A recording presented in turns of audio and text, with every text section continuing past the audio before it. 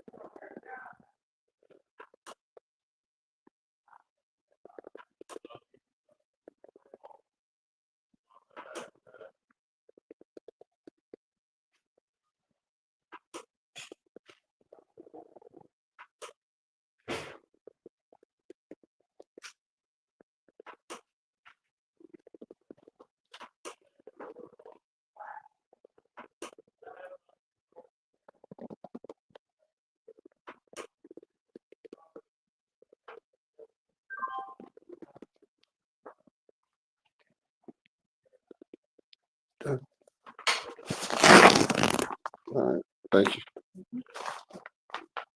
All right. Shout out to my brother Andy Gill. I was so staying talking about the same ones. A VPN General, salute. Lee Jackson, what it do, bro? Peace and blessings. Big all things, AMCFSG. Shalom, all praise to the Most High. Shalom to my brother Terrell Davis in the building.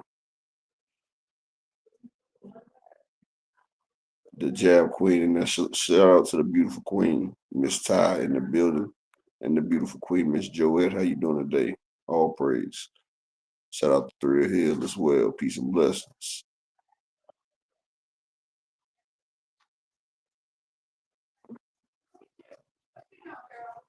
All right, that should be everybody. So, I hope everybody doing well this Thursday. Yep. So, Jose Benavidez, David Benavidez and Callum Smith supposed to be fighting in October. I mean, that's a good bout. Guan Regiment, Dragon's Assassin official. Salute, bro. Thomas Hill, peace and blessings. Yeah, I'm good, bro. Peace and blessings to you. Shalom. Salute to all the Israelites out there. Peace and blessings to you. Light skin business. Salute. Oh, yeah. But what I was saying, David Benavidez, the link right there in the chat, Jab Queen, you know you can hop up here. You know how it be. Anybody else, Thomas Hill, anybody else, y'all can hop up here too. It's an open thing today. Salute to my brother Justin Hawkins in the building. Salute.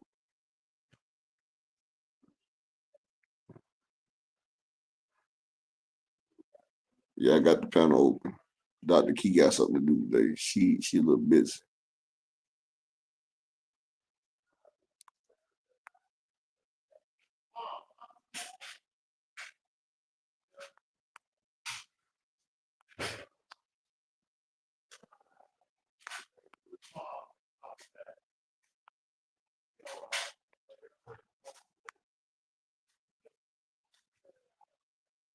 Salute to my brother Desmond Johnson.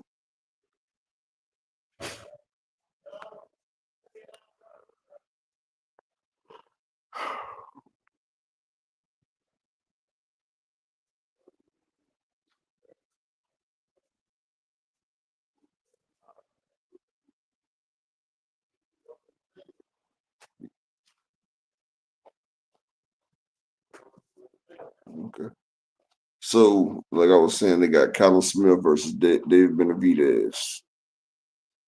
Hell yeah, Thomas. So you got Callum Smith versus Richie L. Salute, bro. Peace and blessings. Yes, Miss Joette. I know.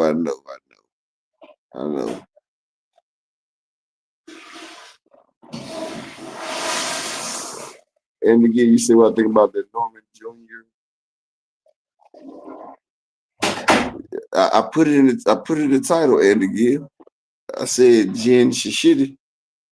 But see, I told y'all yesterday, like Japanese people, if they're above the weight of 108, when they're above the middle school guy weight, they really ain't good. I told you there's only 2 Japanese people that ever went above middle school guy weight that was decent. And that's Andy Hirakawa and Naoya Inoue. I told you Jen Sasaki was gonna be a shit stain, basically. Yep. All right, she gone. Let's get this shit popping now. She gone. All right, man. Salute to everybody in the motherfucking building. I couldn't really show my ass because the damn, the nurse was in the motherfucking spot. You know what I'm saying? And shalom to my brother, Mr. Altruistic, in the $10 cash app. He said, may the Most High bless you, my brother. And may the Most High bless you as well, my brother.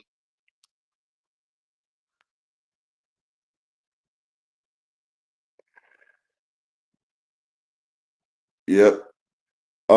And I was telling Jab Queen and Thomas here, y'all can also hop up here on the stage. I got the stage open, this pit to the top of the chat. Miss Todd definitely can get up here. But yeah, Miss Joette, I'm gonna be up here for a few fucking days. I thought I was going home today. But the doctor surprised me with something different. They just started me on these different antibiotics today.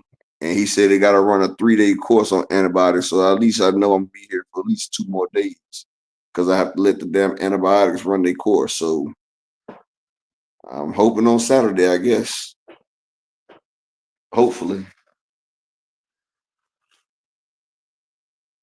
If not, then shit. I don't know what to tell you.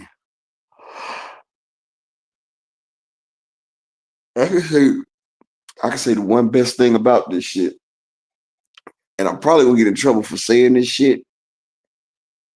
I don't even know why I be doing dumb shit like this. Cause yeah, Thomas. But I don't even know why I be saying shit like this. I know I'm gonna regret it later. But I'm just so real I can't keep it in. The one good thing about the hospital, right? It's a gift and a curse. You feel me? I'm not gonna say it's a good thing, but it's peace and quiet up here. Like, I don't have to argue. I'm just gonna say it like that. I don't have to argue. I can act like I'm asleep when my phone ring as well. And if you know, you know. You feel what I'm saying? Like, if you've been with somebody for over 17 years, then you know anything can start an argument. You feel me? Anything can start an argument. So I'm saying, well, look, the hospital is peace and quiet up here. And all I can do is put my phone on Do Not Disturb.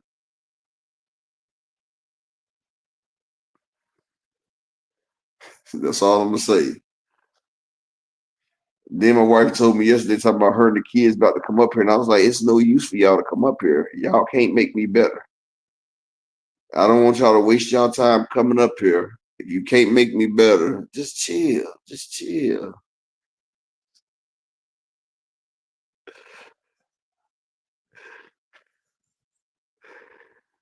Thomas here, you know she do.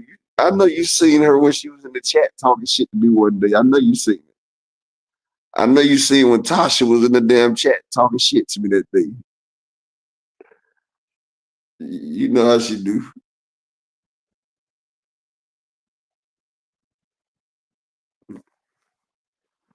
But yeah, her name ain't that's just an abbreviation, Tasha. Her name is Tashambria.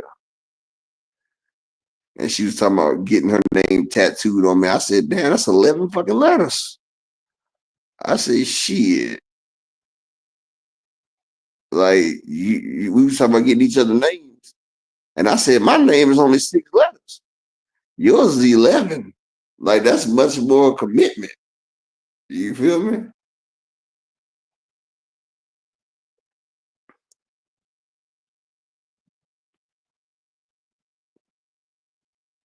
Exactly. Oh, nah, Richie, it's all good, bro. It's all good. What I'm saying is, shout out to my brother Brian the King Falcon, big AMC FSG. I was like, it's not fair. I said, you have to get my motherfucking nickname too. I said, you gotta get Apex the Guy Sosa. I don't even want you to put my real name down. Put my other name down. Like shit, 11 damn letters on me. I said, I ain't even got room for 11 letters. I said, let me just put your initials. Hell, I said, both my arms are sleeved out, my chest, my stomach. I said, shit. We done ran out of space. Like, space is limited. Hell yeah, Thomas. You give me 11 letters and all you taking is 6. Yeah, nah, it don't work like that. I feel like a simp. I really would, but that Brian Norman fight, I already knew how that shit was gonna go. I told y'all yesterday. I said it's only been 2 Japanese fighters, no 3, that have came up past 108 and that was any good. And that's Juntao, Naoya Inoue, and Andy Hirakawa. I told y'all yesterday JIN Sashami was about to get destroyed. I had to think about that shit. I said, you know what? JIN about to get destroyed. That's why I was saying that yesterday. So Brian Norman and Devin Haney need to fight now. I wish we could see that old Devin, bring that old Devin back. But Brian Norman's gonna have a lesson on cutting off the ring. So this is a good fight for Brian Norman because if he cannot corner Devin and stop him, then it shows that he doesn't deserve to be a champion. Being a big man is also being able to take out somebody as well. And if you can't take out your opponent, then you know, what are you there for? I guess so, Desmond Johnson. You ain't see Brian Norman and them trying to call out Boots after they fight, did you? And I do remember them sitting there saying after they fight Jin Sasaki, they were gonna call Jerron Ennis out. They didn't say Boots' name at all. They didn't say Boots' name at all. So I like for Boots to go to 154 because he's not gonna get the fights at 147. He's not.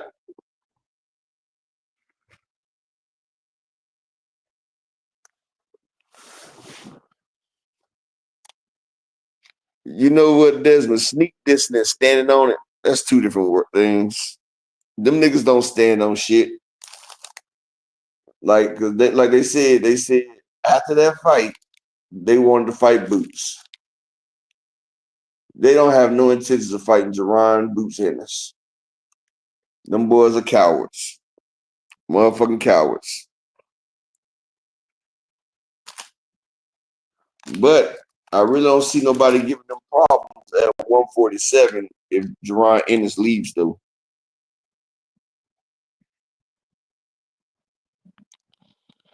Exactly. And you know, one thing about it, Planet, that's the shit them cowards be doing, bro. And I can't stand a motherfucking coward. But nigga, that's what a coward does. Like a coward, nigga, the nigga gave you a chance to fight him. And each time he gives you a chance, you and your dad make up a reason on why y'all can't fight. But you want to sneak this the man. Like, how does that make you more valid? And shout out to my brother Alan Sostain in the Cash App with the $5 holler supporting the grind. He say, appreciate you, bro. 2 cent. I got the link pinned, 2 cent. You can hop up here as well. Shout out to my brother Thomas Hill, but 2 cent, you can hop up here too, boo. Yeah, 2 cents definitely come up. She always cooking. What's up with you, man? How you feeling, bro? Bro, I'm good, bro. I thought I was going home today, bro. Like, for real. Yeah, I know how that be. I know how that be, But man. then I thought Like you about it. said, you do get some peace and quiet. Yeah. But then I started thinking about this piece of quiet. I'm like, you know what? Maybe it ain't that bad. Maybe I've been thinking about this shit the wrong way. You know, God provides us blessings. You feel me? Hey, So sometimes you gotta take the blessings when they come. That's This is what they call hidden gems or hidden blessings. And as long as it stay hidden, I'll be all right. My wife find out I'm talking about being away from them is a hidden blessing. I'm definitely going out here to hit that. Oh, 2 Cents says she's showing her daughter how to hoop. That's what's up. Okay, 2 Cents. That's what I'm talking about. So another, make sure she don't do the Angel Reese 2 Cents. Tell her to focus on hitting the backboard with it. You ain't gotta make it in. You ain't gotta net it all the time. Get your backboard game ready first. You know, when I shoot, it be straight buckets, like straight water. But I first learned how to shoot off the backboard first, though. That was the first thing I learned, though, Thomas. You shoot off the backboard first. Then I started shooting that little side shot. Once that side shot started, that perpendicular shot, then the top of the key. But my first shot was always backboard. I ain't gonna lie to you. That's how I first made my basket. I hit it. I was straight ahead too. Hit that bad boy right on that square. That's what my uncle told me to put it because I was getting discouraged not making the shot. I was hitting the rim and constantly missing. He said, "Aim for that square." He said, "Shoot it at the square." And I made it. I was happy. The bank, exactly. 3 hit the bank is always open. That's what my uncle used to tell me. He said, "Shoot that bank, that backboard, that bank open." Yo, but shoot, her daughter probably gonna be tall because she 5'9". I'm pretty sure she gonna be pretty tall, so she might have to be in that paint too. She getting them sixes. Hey, but backboard, yeah, man, I agree with you. Go ahead. The backboard works in the paint as well. Oh, for sure. Angel Reese, like my man said, he need to she need to definitely put a little bit more touch on that glass to get her some effective buckets inside because she be dominant. She be beasting getting boards and things like that, man. She just rushed the shot. She be rushing it. Yeah, that's what I'm saying though. If she aim for the square, she'll be all right. Huh? No, I said that. My bad. I said, "Oh boy, that was you that said that." My bad. Yeah. She hit that square. Should be all right. But yeah, I agree with what you were saying, man. Brian King. Tim Duncan won 5 championships off that backboard. Hell yeah, you ain't gotta make it go every time. Yes, it sounds good. It sounds beautiful. That's the best sound of the world when that motherfucker go. When you hear that bottom, shit make a damn motherfucker get wet. But still, sometimes you gotta do sometimes you gotta go with what you know, man. You gotta go with what you know. Not everybody can make the panties fall. Some people gotta get some kabasi. Some people gotta get the women lick it up. You feel me? Sometimes it ain't your own career. So regarding what you said about the fight, man, I agree with you, man. I think Sasaki was a good opponent. I don't think he's really skilled, man. And on top of that, he makes inherent flaws that you can't do in the ring. And it was pretty advantageous for your boy. You remember what I said? You remember what I said yesterday, Thomas? I said Alexis Rocha would stop Jin Sasaki. Most likely he would. I agree with you on that. He just too open. And he lunges to his punches. That's what happened to him. He lunged right into that damn counter and got his ass. Jin Sasaki fights like he's at 108, dog. Like these niggas got stank behind this shit. Like 108 and 108 and 106 and 100, they just throw a punch. They don't care about defending. I say Jin Sasaki, you're not at the 100 level, my brother. Like, you're up here fighting real weight competition, dude. Like, nigga stupid. But shout out to Planet 619, man. I agree with him too. But the only thing I disagree with him concerning those offers is after the initial offer, they couldn't even entertain anything else, dog, because the purse bid had got dropped, so they couldn't entertain no other fight but that fight, and both of them fools knew it. Norman Senior knew it, and Eddie knew it, and they was just perpetuating this bidding war like they was gonna ever make the fight. They couldn't make the fight, and all they was trying to do was gauge the interest from it, man. But I think if they truly wanted to fight, if the Normans truly wanted, and I'm not mad at anybody trying to get their money, but if they truly wanted that fight, they could have made it after that freaking second Karen fight. They could have easily made it after that. Bro, they could have been made the fight before Karen. Like, they don't make the fight. He's not trying to see his son get beat up. And 2 Cents say them Japanese probably gonna leave black fighters alone. Look, they beat up Emmanuel Rodriguez. They about to catch wins all over the place now.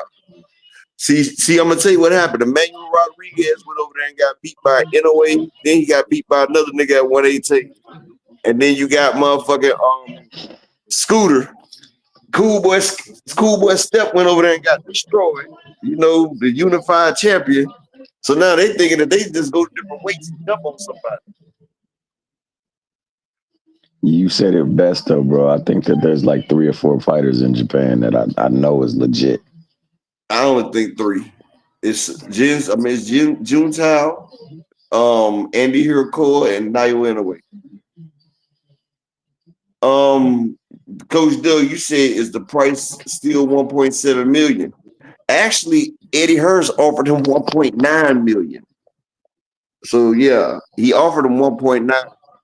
But I think the price, I mean, you can't say the price really go up because who has Josh Norman fought? Brian Norman fought since then. Like, he's fought on the undercard of Academy. Since he turned down the Boost offer, he fought on the undercard of Michaela Mailer. Then he just flew and fought at 6 o'clock in the morning on the weekday. So if anything, I would probably give him 1.5 million, honestly. Salute Sonny Augustine. Salute to J.A. Dixon. Yeah, Planet and J.A. cooking right now, man. That's both of them is just kicking facts right now.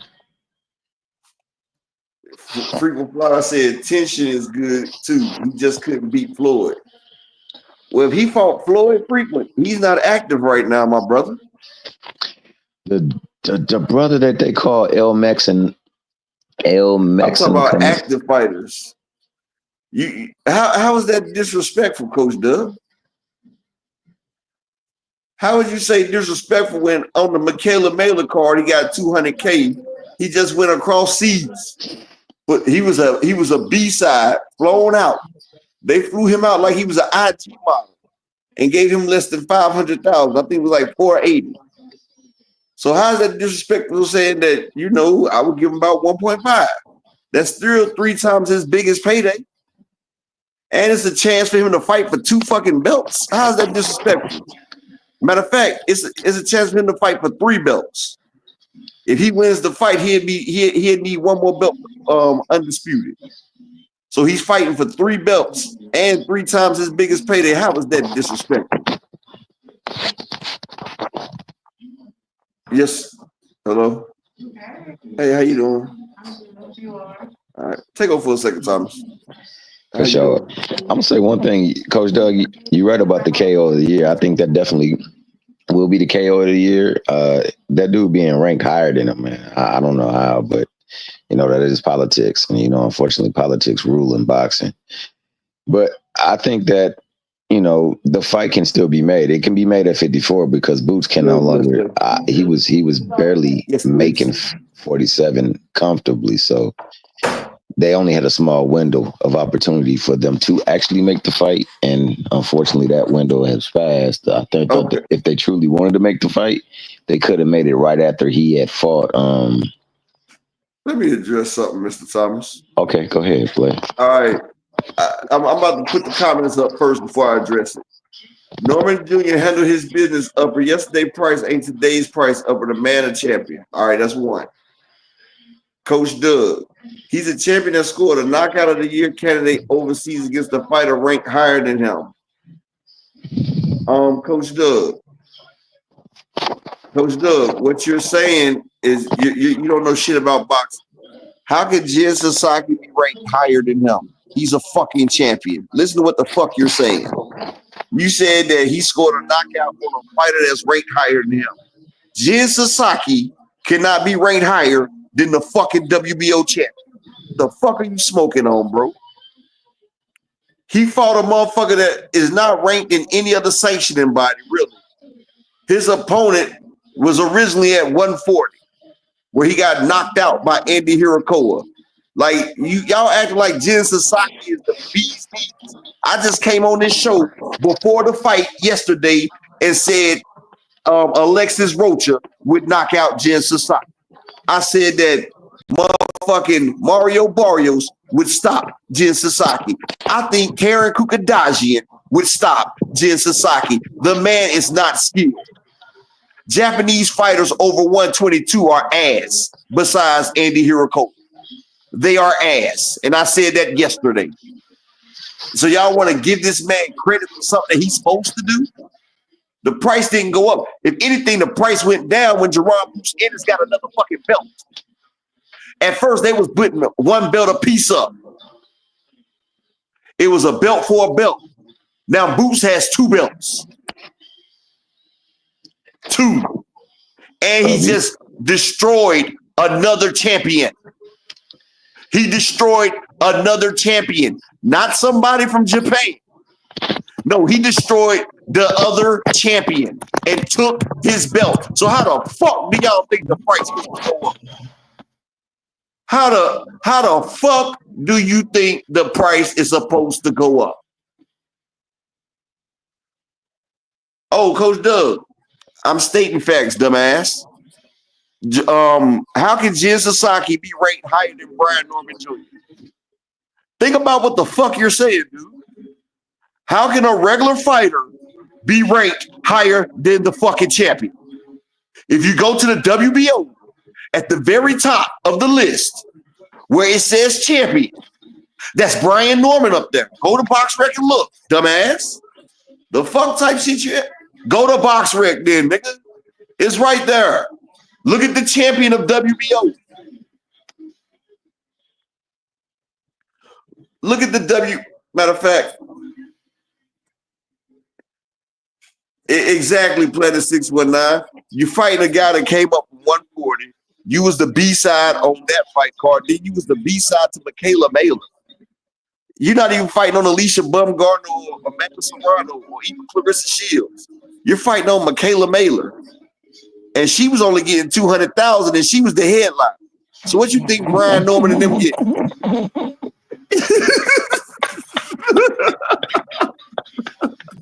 My bad, Thomas.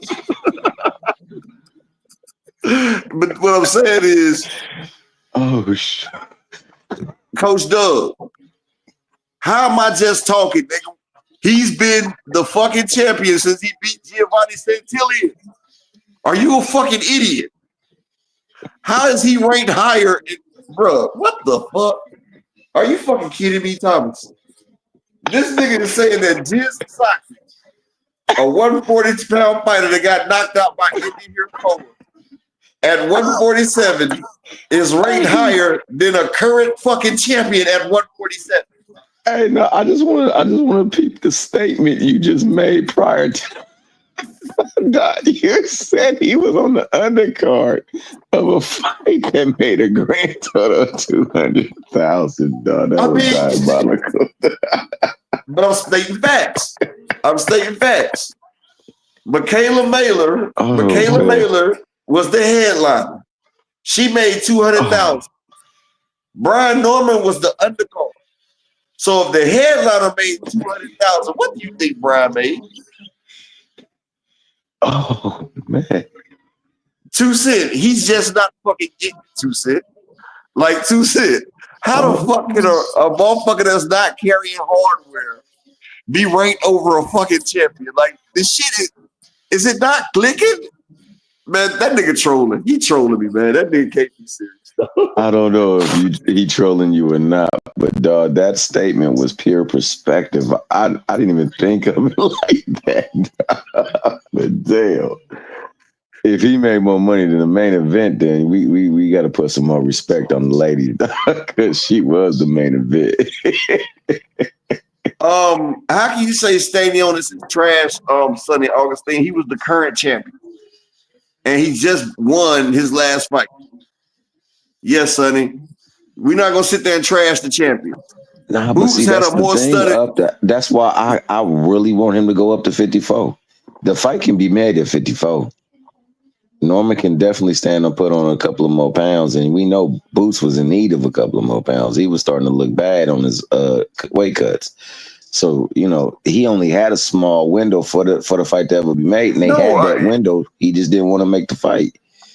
So I say for 54, he handled his business in 47 and then move up. They're going to definitely have to make the fight because all of the stuff that's been talked. And on top of that, because of people like my man Sonny who say, yo, people that he fought. Hold on one second, Thomas. No, I was giving you the benefit of the doubt, saying that you was trolling because I don't think nobody would be that fucking dumb. And you say who has standing on his beat? He beat Roger Butayev. Roger Butayev, yes, he was an undefeated fighter that took out some good fighters as well. Butayev was ranked up there, and we're not gonna act like Roger Butayev was not a crucial win. Yes, Amantas Stanionis beat that man. Amantas Stanionis was an undefeated champion. When Amantas Stanionis would have beat the shit out of Jin Sasaki, he would have knocked Sasaki ass out. He would have put some soy and some sake on Sasaki. Like, come on, man. Hey, Thomas, hold on to this for 1 second. Let me go grab this for Coach Doug real quick because he's not understanding the picture. Hold on, let me do something. And yeah, Coach Doug, you can always hop up here, bro. It's an open panel. Give me 1 second, Thomas. Oh, for sure, for sure. Yeah, man. I mean, I'm not gonna hate on Stanionis. Stanionis was not on a long layoff. Sonny Augustine, he came back and took a fight before Boots. Nigga, damn. I just said that. I just said he took another fight before he fought Boots. Yeah, go look at BoxRec. 4-round stoppage, right? 4th round stoppage.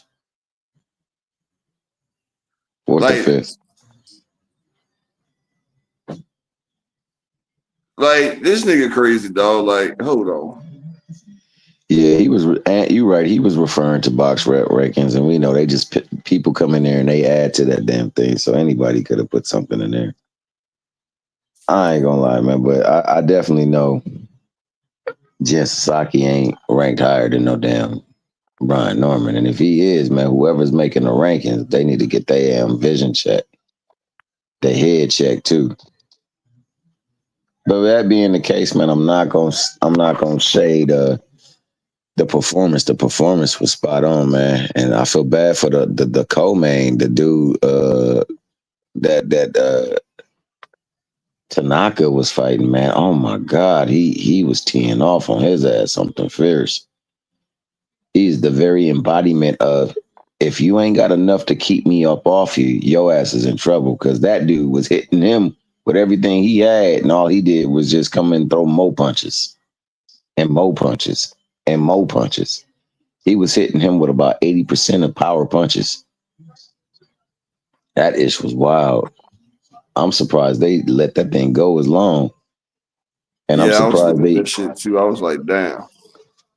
I mean, dude, that truly, man, like, if you want action, you got action. But I don't think the action should have been allowed to continue. Some people said they didn't like the stoppage. My man was getting tagged. I mean, he was landing punches too, but he was getting tagged, and it started seeing his face transform. His shit didn't have nothing on it. Like, nah, he had nothing, and that's what I'm saying. He didn't have no steak. He didn't have no steak on the pudding. None.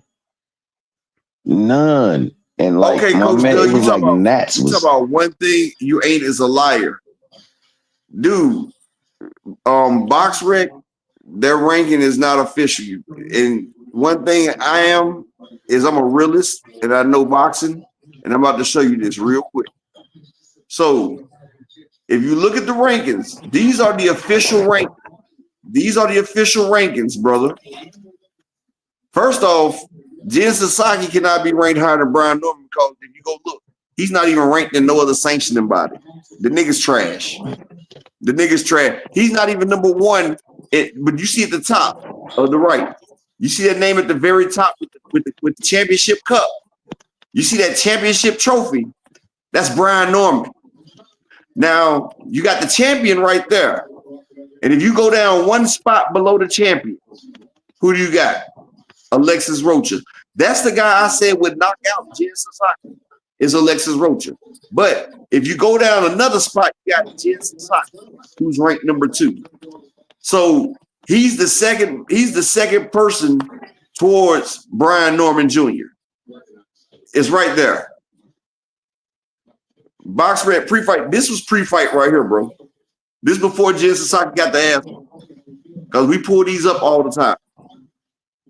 But JIN Sasaki has never had that crown, Coach does. He's never had that championship trophy. He never had that belt. Belts is the top of the division. You do not rank higher than a person with the belt. The belt is the end all be all, unless they're a lower champion. But they're right under the higher champion. Just like you have an intern champion, which is in turn, like Rolly Romero is the intern champion to Jerron Boots Ennis. So that means Rolly is number 2. I'm not arguing myself. I was just making sure you understood the point. Now, we can go back. Exactly, Planet 619. Sunday Augustine, I would love for Brian Norman and Boots to fight, but that fight is past. It's not going to happen.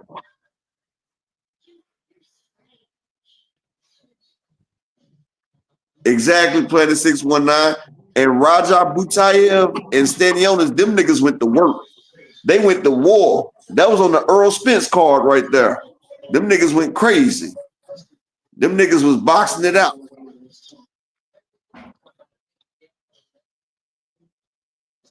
Oh, nah, Coach Doug. Everybody can have their own opinion. That's why I told you could hop up here and talk. Oh, no, you're not getting blocked, baby boy. Hey, but you can come up here and speak your mind, though, bro. All it does is make for good conversation. Come on up, man. The link, I know it's pinned to the top, but I drop it so you can hit it right there where you at. You ain't got to even look for it, man. Come on up and speak, bro. I mean, I'm all for it. I want to see the fight. It's a lot of fights I really want to see, man. And I'm not about to slander nobody for it. I do see that there are patterns. Now, we do talk motherfucking shit. This the anger management crew over here now. Tell them, Thomas. That's a fact. We gonna talk motherfucking shit. Me and my homeboys over here, we will go at war. We will go to war to each other. But we all know it's just boxing talk. It's just boxing talk. Motherfuckers shouldn't get emotional. Shout out to Bruce Gas and Jazz in the building. Salute. Hey, and Mexicanito. Hey, Coach Doug, let me just give you a little bit of advice. Flyer frequency name is frequent liar or liar frequently. The nigga lies. And he emotional, man. He a haniac, bro. That's what they do. He gonna get on the panel and overtalk niggas. But this is the first time he's ever told the truth. Hey, real talk. But that's because he's from Philly. I can't believe he told the truth this time, though. I can't believe Frequent told the truth, bro. I'm gonna screenshot this and send it to Key. Maybe we rubbing off on him, man.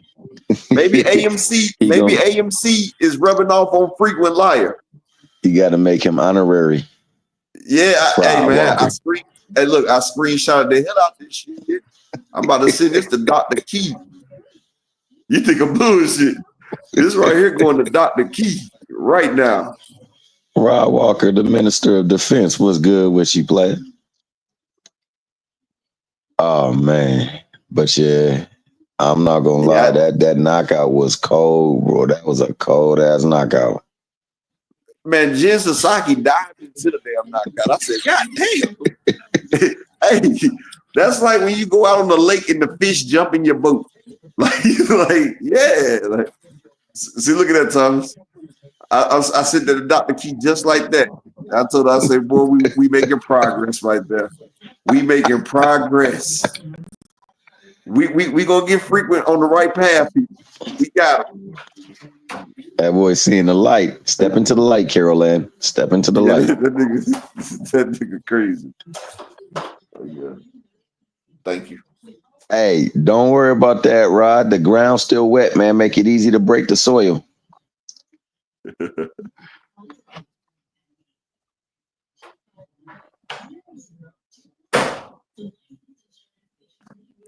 I ain't gonna lie though. I thought for a while you was about to get the nurse come in there and mess with you, Doug, because you turned up kind of quick.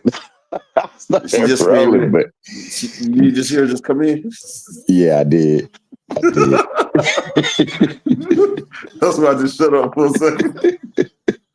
She said, "Are you okay?" That's what I was like. Yeah, yeah, Doug. I knew she was coming in. There's probably up at the front desk, like, "Hey, yo, I think you need to go check on you." And Sonny Augustine, you said Stanionis didn't show no skills in that Boots fight.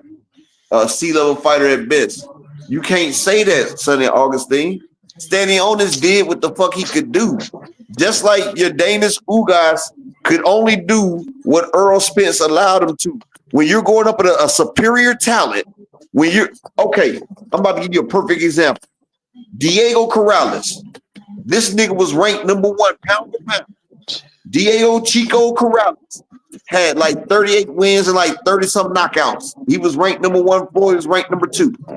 Diego Corrales was crushing shit.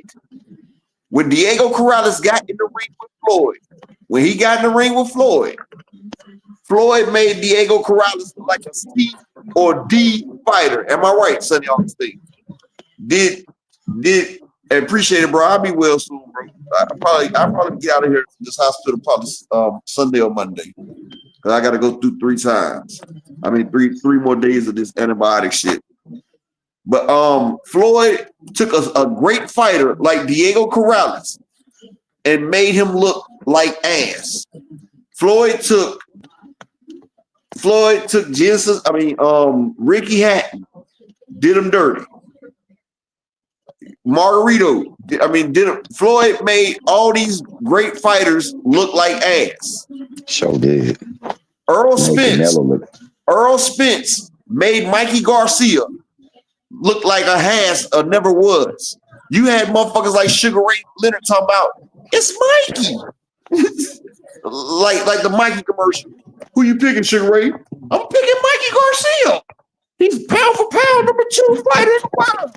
Mikey Garcia, the nigga killer, the one that beat Adrian Broner, Robert Easter, Mikey Garcia, the former champion at 140, coming up to 147. And everybody talking about Mikey Garcia came up 2 weight classes. No, bitch. He had the belt at 140. Motherfuckers talking about Mikey Garcia jumped up 2 weight classes to fight. No, Mikey Garcia had the belt at 140 because he gave it to Sergey Limpietz when he vacated the fight early. And you had motherfuckers like Sugar Ray talking about because it's Mikey. A legend like Sugar Ray. Shout out to my brother Richie L. Richie L in the Cash App with the $3 holler. Appreciate you, family. Supporting the man on the grind. Can I get 2 more people to support the grind for today? And like I said, Sonny Augustine, I bet Stanionis will go 12 rounds with Brian Norman and probably might win. Honestly. But this is what I'm saying. When you go against great fighters, matter of fact, Canelo Alvarez, he was 20 pounds heavier than Floyd, and he couldn't even hit Floyd. If you look at Canelo Alvarez and Floyd Mayweather, if you go back and watch that Canelo Alvarez versus Floyd Mayweather fight, you would say Canelo was a D-level fighter. You would say Canelo is not better than a C or a D-level fighter. You can't. You would say my boy Earl Spence is a D-level fighter. If you go back to the damn Terrence Crawford fight, like you like, man, Jose Benavidez did better against Bud with 1 leg. Yes, he did. But that don't make Earl even less of a fighter, dog. Like that damn motherfucking what they call it when you take 3 different fights and try to mix it together. What's it called again, Tom? Triangle theory. Yeah, that triangle theory don't work. And everybody knows that Boots is the best thing at 147. Everybody knows, Sonny. That's why Brian Norman, his dad, ducked the first time. That's why they ducked the damn near $2 million payday to fight on an undercard of a woman who's only receiving $200,000. So that means I don't know what their pay was, but I just know the headliner only got $200,000. So if the headliner only got $200,000, I'm sure that they got much less. And then they flew across the world. They went to the land of the rising sun because he didn't have nobody else to fight. But Brian Norman Jr. does not have opponents jumping out the water for him. He doesn't have a name. He's fighting on female undercards that are not named Alicia Baumgardner, Clarissa Shields, or Katie Taylor or Amanda Serrano. He's fighting on average. He's fighting on YWMCA undercards, dog. This nigga fighting on women's health and fitness undercards. Thomas. Yeah, I ain't gonna lie to you, bro. When you said that, man, that was wild, bro. You had me over here down. I was weak after you said that, dog, because it does stand the reason that if he's on the undercard, he can't really be making more. But if he is making more, no, you're not, because Michaela, the headliner makes the most on the card. Period. If not, they would be the headliner. You remember frequent liar tried to lie and say Devin Haney was making the most on that Ryan card. Found out he wasn't. Well, I told you all things Devin, boy, it get frequent into his feelings, dog. That boy be getting emotional.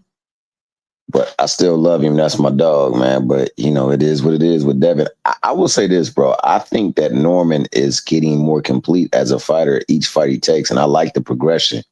I do believe that this dude was tailor-made for him. I think that what he did in the ring was very advantageous for what Brian Norman does well in the ring. And Brian Norman handled his business and delivered a fantastic performance.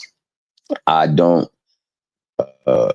hate on him for having to go out there to Japan to get busy, because I like to see all the fighters stay busy and getting bread. But I don't know if this makes his price increase, because honestly, like you said, man, he went across seas and fought somebody who was not a champion. Meanwhile, the last fight that Boots did have was against the champion. Unification. So it was unification. So I don't know. But I do think that they should do what they got to do to make the fight. So hopefully they can. But I don't think it happens at 47. It happens at 54. So hopefully, he does what he can do at 47. That's what I was saying. Like, they talking about the price should have went up. And I'm like, what did you elevate the price? What I'm saying is Boots has, if anything, has created separation. For once, he added, shout out to Dale Thippin, he added another belt to the repertoire. Boots added another belt. So now he's coming with 2 belts while Norman is coming with 1 belt. Then you got Boots coming off headliner, back to back, sold out shows. You got Brian Norman, who was an undercard of Michaela Mailer.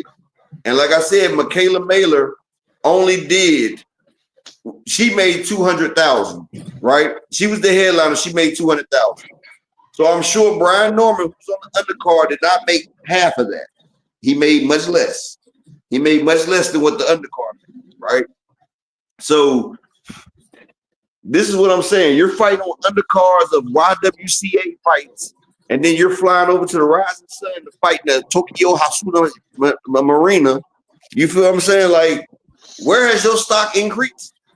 Bro, what have you done to increase your cash flow? Why got to be YWCA though? They was in the YWCA gym, man. I seen them.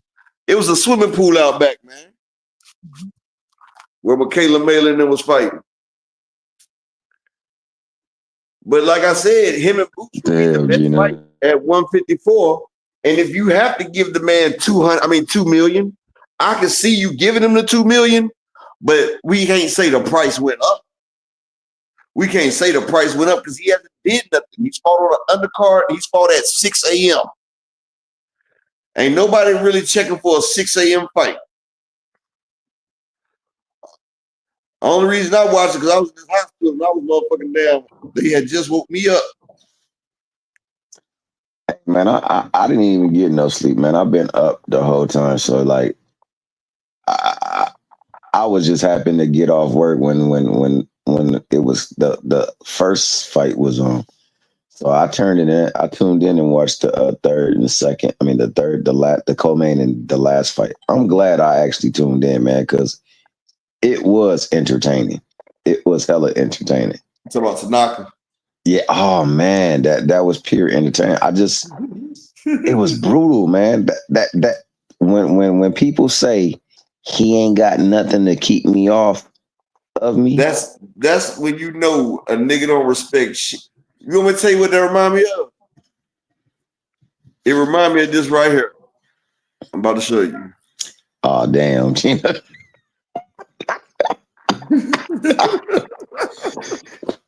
Damn, Jesus. That's what comes to mind because Devin was hitting that nigga with everything he could. Ryan Garcia even let that nigga hit him in the kidneys like 6 damn times. You know, usually one shot to the kidney get the nigga up out of there. You feel me, Thomas? Devin was hitting that nigga all in his, No, you right. You absolutely right with that. Remember, Devin was hitting that nigga all in the kidney, and Ryan was just Ryan was sitting there like he was giving us a shiatsu massage. Nah, booty in the air though, dog. Damn. And then after he let Devin throw everything he want, then he'll throw one shot. One shot. One shot. One shot. You got one shot. Ass in the air with a shit stain. One shot. He said patty cake on the kidneys. Yo. Bro. Hey, but you right though, man. Like he was tearing that nigga kidneys up, bro. He was. I said that's a deep. I said that look like a deep tissue massage right there. I said Ryan enjoying that right there, bro. I said Ryan was stressed out before this fight. I said that's really nice of Devin to help that man get that stress out that spot right there. But I'm gonna be real with you, man. That statement when they say they ain't got nothing, they can't throw nothing that's gonna keep me off of them.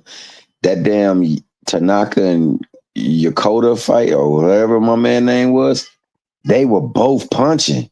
But what my man was hitting with and what the other dude was hitting with was different. That shows you what it looked like when a motherfucker got brick hands. Man. And that shows you when a motherfucker got pillow fist. That was pillow fist versus brick hands.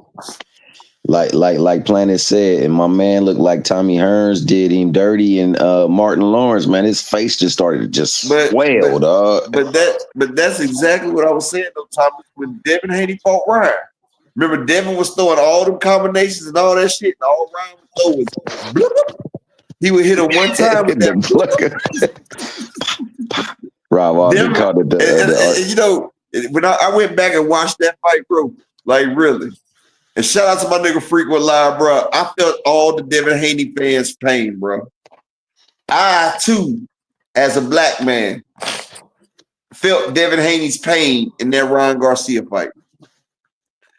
Devin Haney was doing everything he could do. He was boxing as great as he could. He was boxing as great as he could. He was moving. He was throwing. He was doing whatever the fuck he could do, right? But he just didn't have the power to damn do nothing about it.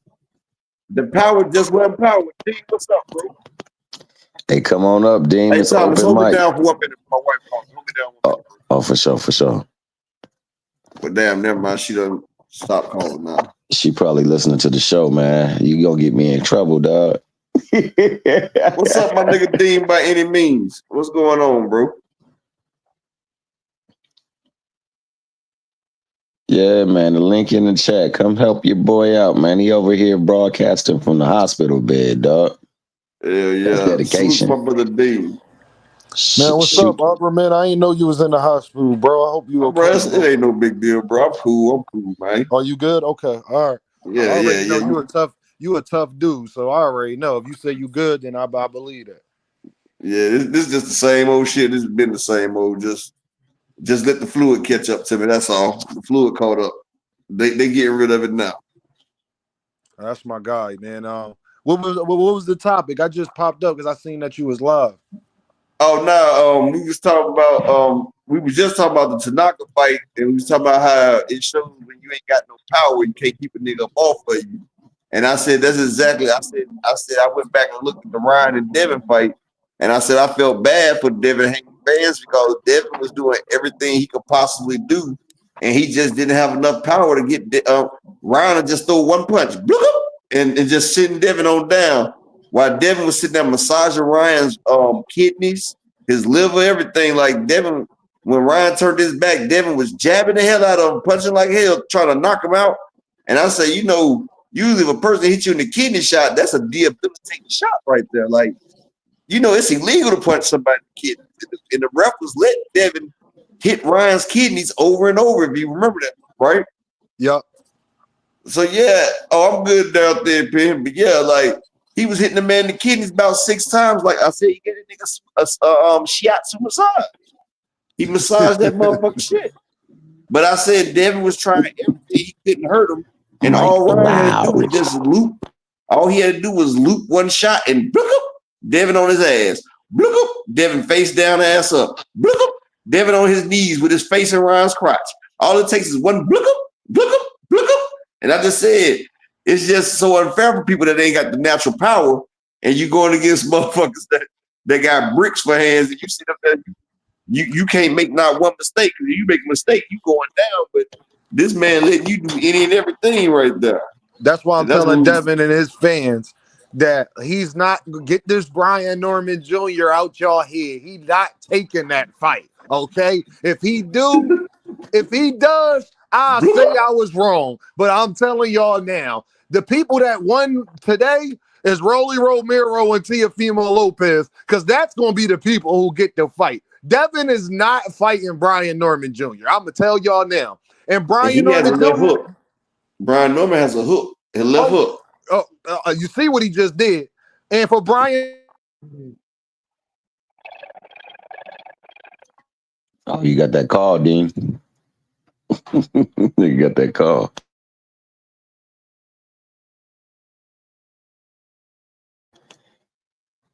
Yeah, but before he come back, man, that's what it was, man.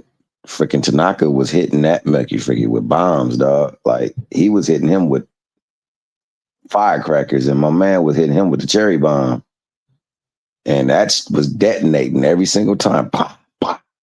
Had my man over there just changing his whole face, his whole appearance just changed right before our eyes, and it was quick. Nah, you back, Dean? Nah, I'm back. Nah, I just listen here, man. He's not taking that fight. Like that's just not going to happen. So the people that really won is Rolly Romero and Teofimo Lopez, because one of them going to get that fight. Absolutely. Like I just don't see it happening, man. And if I'm wrong, I'll get up here and say that I was wrong. Devin showed heart. He taking the fight the whole nine, but Devin not trying to stand up there with somebody that he can't keep off of him for real. Like that, and he got the same issue with him that he had with Ryan Garcia. I don't see it. Even worse, because he'll be training and he'll be focused, bro. Like I don't know if Devin take it, I'd be damned. I'd be game to see it.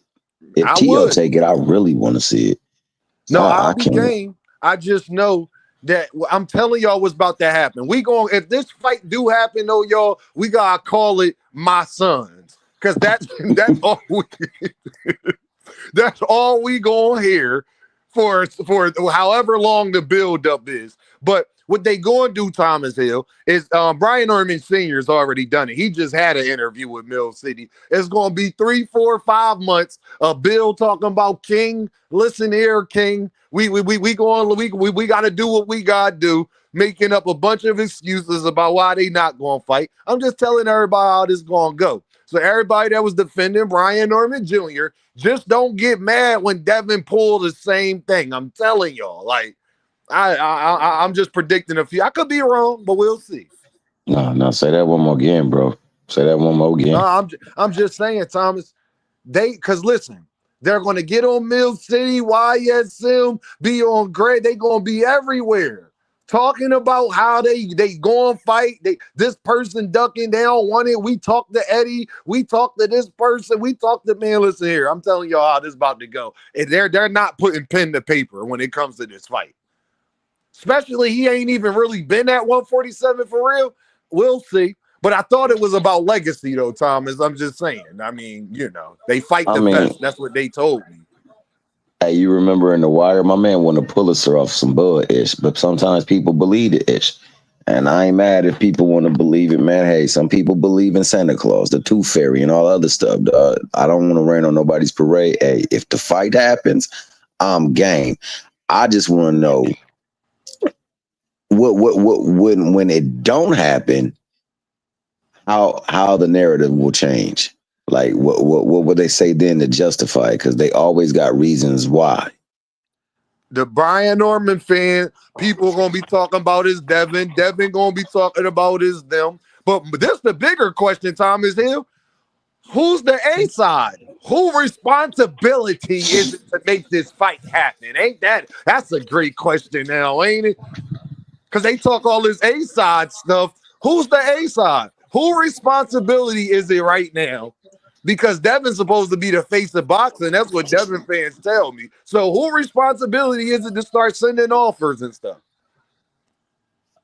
That's a good question, man. I mean, if it were me, man, I'm going to be honest. I still believe that if we're going off of recognition, Dev got to be A-side only in like that scale, but he is the champion. So like, don't the champion dictate terms?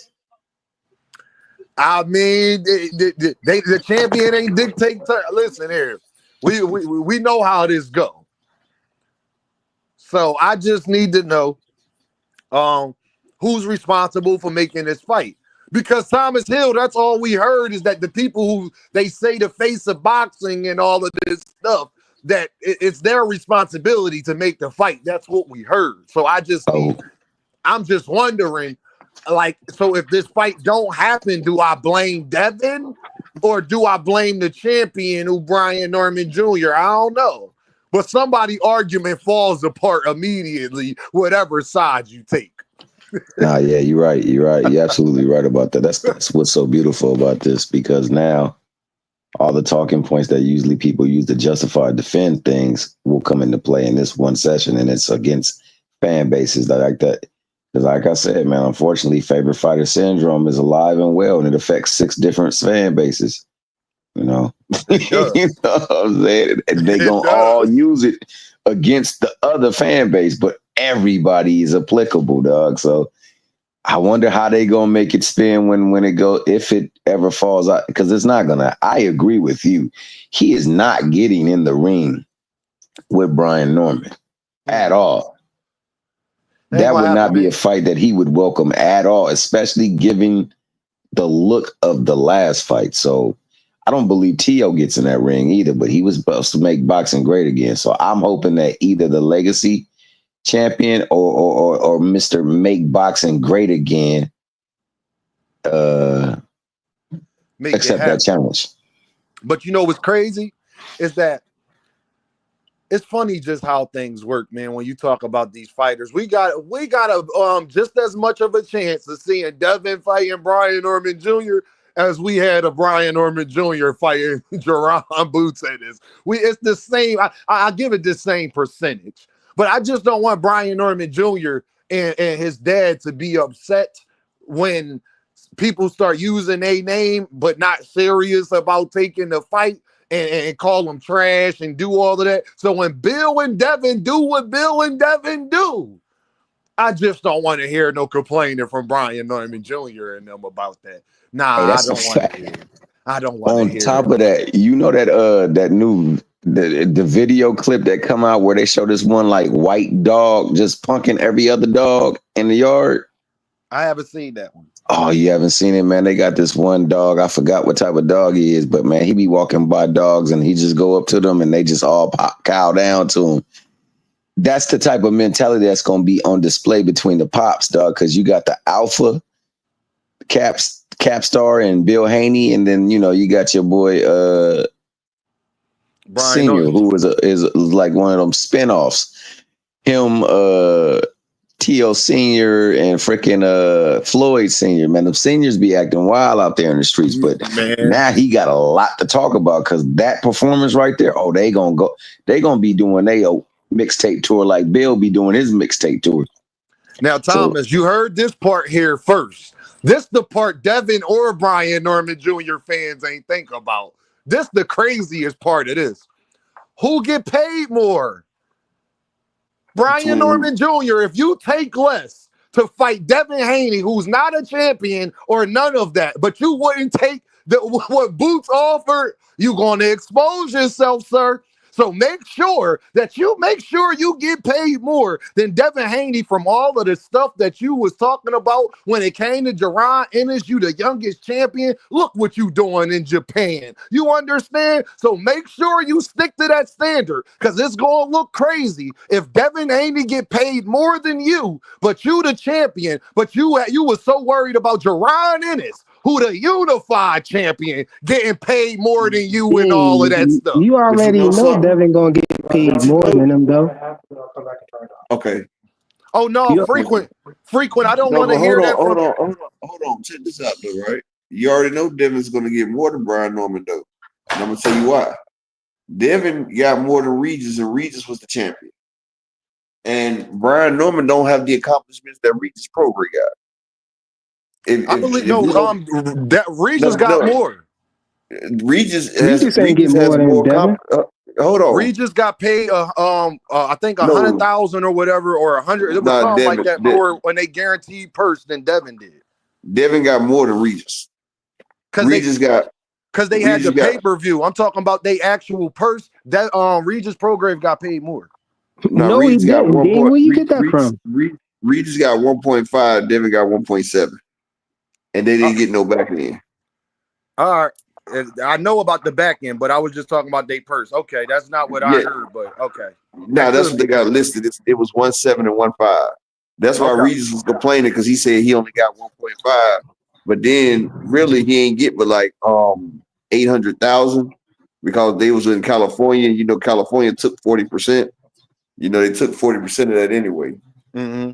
Yeah, and shout out to my guy Frequent Flyer, dog, on straight personable and the strength, because Devin is the only fighter in that ring in that fight that has ever grossed over 30 million. He should be getting more. But see, this is what I'm saying. I'm gonna be honest. He's not going to get more than Devin Haney because first off, Devin Haney's a more accomplished fighter than Brian Norman Jr. Like Brian Norman Jr., you just was an undercard to Michaela Mailer at the YWCA.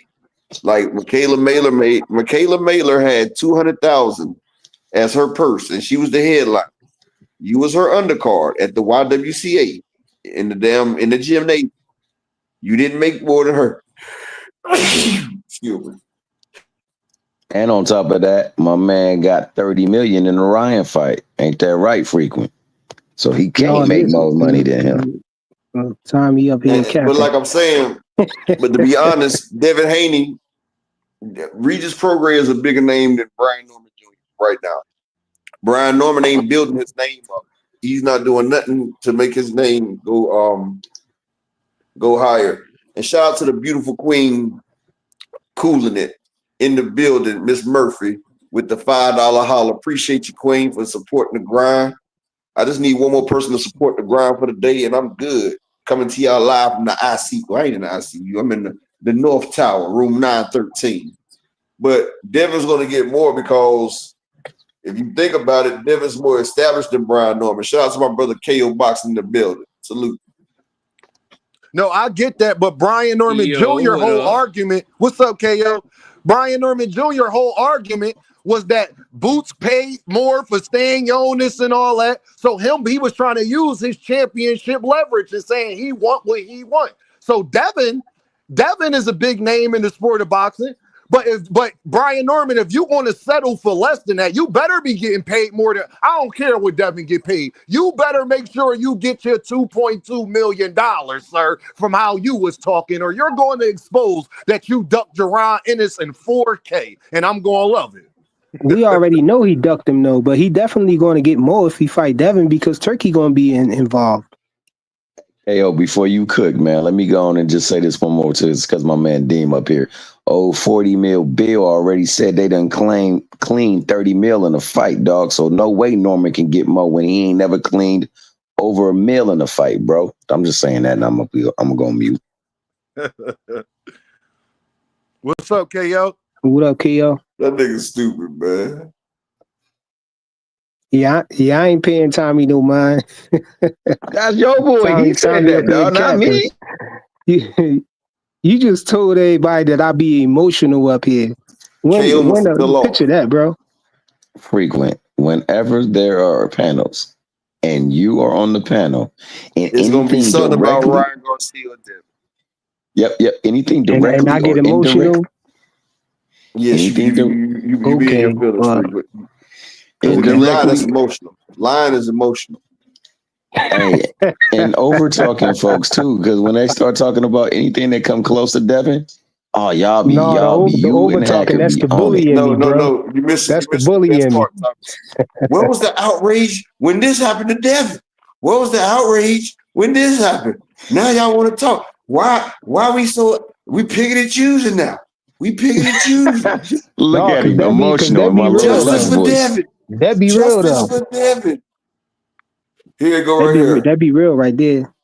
Justice for Devin. Yeah, what he happened made to Devin KO? have his ass down. He made Devin put his face in his nuts. He made Devin get a hernia when he fell on his ass. Yeah, Devin the face of boxing. He the face of boxing, then he better. With that face all right we there, talk about is Devin. With that face right there, look like he got a cheek full of nuts. That must have been when he got off his knees in front of Ryan right there. Because his cheeks are still packed full of nuts right there. There you go. Hey man, y'all ain't tired of hating on that man yet, man. No, honestly, I actually said I felt sorry for Devin Haney fans like frequent in them because I sat back and watched. Because me being a black man, you know, I want to represent my people, my fellow Israelites from the motherfucking tribe of Judah. You know, I still rock with the other tribes, you know, but I'm from Judah. So what you say? So what you say, Tommy? You said Devin and Bill ain't gonna say nothing about the fight. They ain't gonna fight B Norm. They ain't fighting B Norman, dog, and I'm gonna stand on it. But I'm gonna tell you what: if the fight get made with B Norm, you gonna shut up about it? Hell yeah, I'm gonna come up here and I'm gonna personally apologize to you, Bill Haney and Dev, because that means they showing what I don't believe they actually will show in and out of the ring. Why don't you think they will take the fight though? I think Devin can keep away from Brian Norman. No, I think he can keep away from him for the rounds. I think Devin, that movement that he had, Brian Norman ain't great at cutting off the ring. Brian Norman good against front foot coming forward fighters. If y'all remember, Quentin Randall was in that nigga ass. Oh, for sure. That's why I don't think the fight ends that way. That it ends that's tonight. what I'm saying. Just like Keyshawn had problems with the nigga that beat his brother. Not here, Albright. We watched Brian Norman go in there with Quentin Randall. That fight could have went either way. Quentin Randall was giving that nigga everything he could fucking handle, and I really think he got a gift decision on that shit. Shout out to my nigga Rick Timms and his homeboy Quentin Randall. Quentin Randall was putting the ball. Mic check. Go ahead. B Norm could have just fought Boots instead of fighting Jin Sasaki or whatever his name was. He didn't want to fight Boots. Hey, before KO cook, I want to say this though, frequent. Before KO cook, I want to say this: if they were to fight, I do believe Devin Haney should command more of the purse, just off of what he's accomplished and his name recognition. No, but you don't think they're gonna make the fight? So let KO go ahead and cook. Mic check. Can y'all hear me, bro? Is my mic good? Yeah, we hear you. You like good, bro. You like your on Verizon, bro. I bet, bro.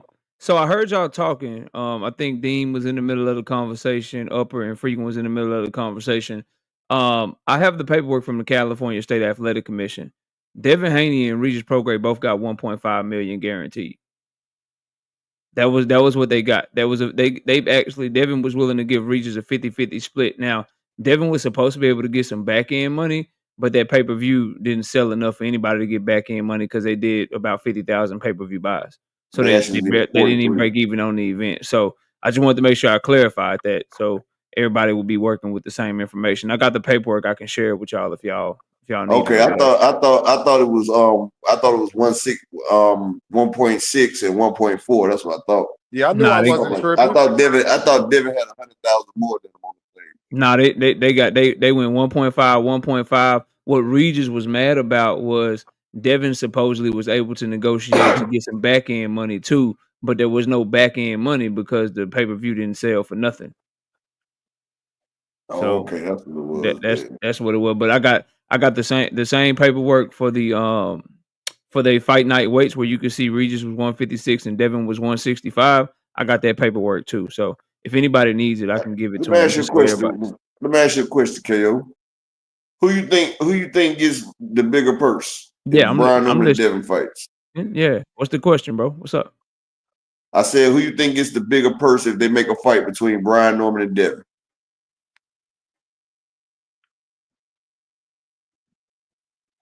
KO, you there? Yeah, I'm listening. I'm listening. I'm thinking. I'd say you'd have to go with Devin, bro. Right now, Devin's a bigger name. Brian Norman's giving him the opportunity to fight for a title, though. Honestly, bro, it's just gonna come down to who's putting money up for the fight. If it's Turkey Al-Sheikh, he gonna pay them whatever. But if it's Devin negotiating with Top Rank, and you went out, KO. You went out, bro. Then Brian Norman's gonna kind of have the leverage. You went out, KO. It went out, KO. We ain't hear what you said. Side because it'll be their platform. It'll be their fighter. We don't hear what you saying, bro. KO, you breaking up if you could hear us. But my thing is, when it comes to Brian Norman, he wanted to get paid more than Boots. Why? Don't be okay with getting less than Devin. That's my problem. Exactly. Like, wait, he wanted to get paid more than Boots. I don't think he wanted to get paid more than Boots. He did because he was talking about Stan Jonas. Oh, Boots was willing to give Stan Jonas more money than he got, but he wasn't willing to do that for us. No, stick to your standard then. But guess what? Motherfucker JIN Sasaki got more than Brian Norman. He did? Don't tell me that, Upper. It was in his country. It was his fight. He was the headliner. It wasn't Brian Norman headliner. He flew Brian Norman out like a Instagram model, nigga. Oh, he a real duck then. He a real duck then. I didn't even know that. He flew Brian Norman out, bro. He was on Instagram and said, "I pick him, nigga. I'm gonna fly you out here to Japan, nigga. I'm gonna put you on the main stage at 6 a.m., nigga." Come on, man. As far as I know, though, Boots ain't officially dropped the belts, though, so he could still double back and fight B Norm, though. You can't double back and fight somebody that's not gonna fight you. But then after the fight, wasn't his dad talking about, acting like Boots was running and all that? Boots should come back and call a bluff. I would love for some Boots. I ain't even worried about it, bro. I got business at 154. We can meet up later. Undisputed versus undisputed. No, because they ducking them already up there. I heard Virgil Ortiz turned down a fight already. Virgil didn't turn down that Boots fight. That's what Virgil wants. Virgil turned it down because he hurt. Oh, he turned down another. No, Virgil got to get surgery, ain't he? Yeah, Virgil hurt. I think, Virgil's supposed to be getting surgery. And that first offer, your boy Norman was going through surgery too. He wasn't going to ever be able to make the fight. And plus the purse bid had already kicked in. They could never make that fight. Them second offer and that third offer was just them doing cannon fodder to gauge the interest for the fight. They could never make that fight. They could have if they would have just paid Karen Step-Aside money. That's all they had to do. They could have made the fight, but Brian Norman wasn't going to make the fight. Mic check. He knew he was hurt. I don't think Eddie Hearn was willing to pay that Step-Aside money, though. Yeah, we can hear you now. All right, bro. Y'all let me know if I go out. I'm sorry, Upper. I don't mean to mess up your show like that. I don't know why. Bro, that's cool, nigga. I'm cooling, bro. I'm in the hospital bed. Y'all keep me entertained, nigga. I don't give a damn about this shit. Already, yeah. I just you sound good, though. Yeah, You I sound hate great when right now. that happens, bro. So my bad. But I was answering your question. I said Devin Haney's an interesting case in his situation because you would think that he's the A side, but he don't have the backing that a Canelo or a Tank would even have if they were trying to be in his position. Meaning, he tries to be a free agent. He tries to like go from promoter to promoter, and when you move like that, you got to be like a super duper star. So he is the bigger name than Brian Norman, but him being the A side or getting more money than Brian Norman or having a favorable negotiations, it's gonna probably depend on who's doing them, right? If it's Turkey Al Sheik, maybe he'll get the type of money he's looking for because Turkey will overpay fighters if he's the one making the fight through Riyadh season and they go on a Riyadh season card. But if he's negotiating directly with Top Rank, well, Brian Norman Jr. is their champion.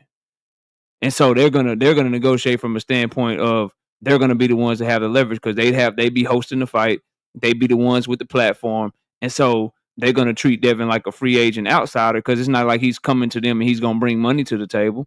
He's not gonna make their event profitable. He's not gonna generate revenue. So he's in an interesting position to where yes, he's the bigger name, but because of how he's choosing to conduct his career, he just gonna be asked out unless he goes through Turkey because these promoters ain't finna just give him a bag if they can't make no money off of him. We already have a case study with his Team Alifu and Telefimu negotiations that he did directly with Top Rank. What did Top Rank want to do? They wanted to offer him a bag, but they wanted to put the fight on pay-per-view, and they were really only giving him like a 50-50 split with Telefimu or whatever it was because Telefimu was their fighter. They're the ones hosting the event. They're the ones that's going to put up the money, so he didn't get the type of negotiations that he want. I suspect the same thing will happen with Brian Norman Jr. to where, yes, we can agree Devin's a bigger star right now and a bigger name than Brian Norman Jr., but he's a man without a home, bro. He ain't got no home. He ain't got no network home. He ain't got no promotional home. And he ain't big like Canelo, where Canelo can just go to Riyadh season and be like, yeah, bro, Turkey, you going to give me more than Bud, and I'm going to do this and I'm going to do that. Or, yeah, Matchroom, you going to give me more than Triple G. You going to give me more than Bivol. I'm going to sign this deal, and I'm still going to be the A side. Yeah, PBC, I'm going to come over here. I'm going to take Caleb Plant belt. You're going to give me this 80-20. I'm going to get $40 million. You're going to make the Berlanga fight. You're going to make the Jaime Munguia fight because I'm Canelo. Devin's trying to move like Canelo, but he don't have near the star power of Canelo. So when he goes to negotiations, they shit on him when he tried to negotiate with these promoters one by one. Just look at his career, bro. I'm a free agent. Let me go to the Top Rank to go get ahead and get undisputed. Cool, no problem. You finna go to Camboso's hometown twice. You breaking up, bro. Take Yeah, ass to you going out again, man. Australia twice. You breaking up, and we KO. get to pick your opponent, Vasily KO, you Lomachenko, breaking up. for the third fight. He ain't gonna be able to get the negotiation the way he wants. I don't think you can hear us. You breaking God up damn again, it. KO. All right, I'm done. Can you hear us?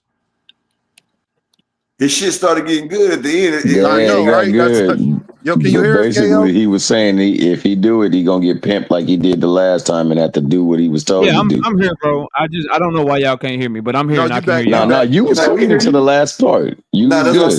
said. It got clear at the end. That's what I said.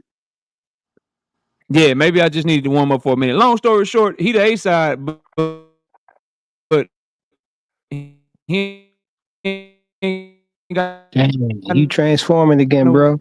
goddamn promotional company, so they might screw him over again.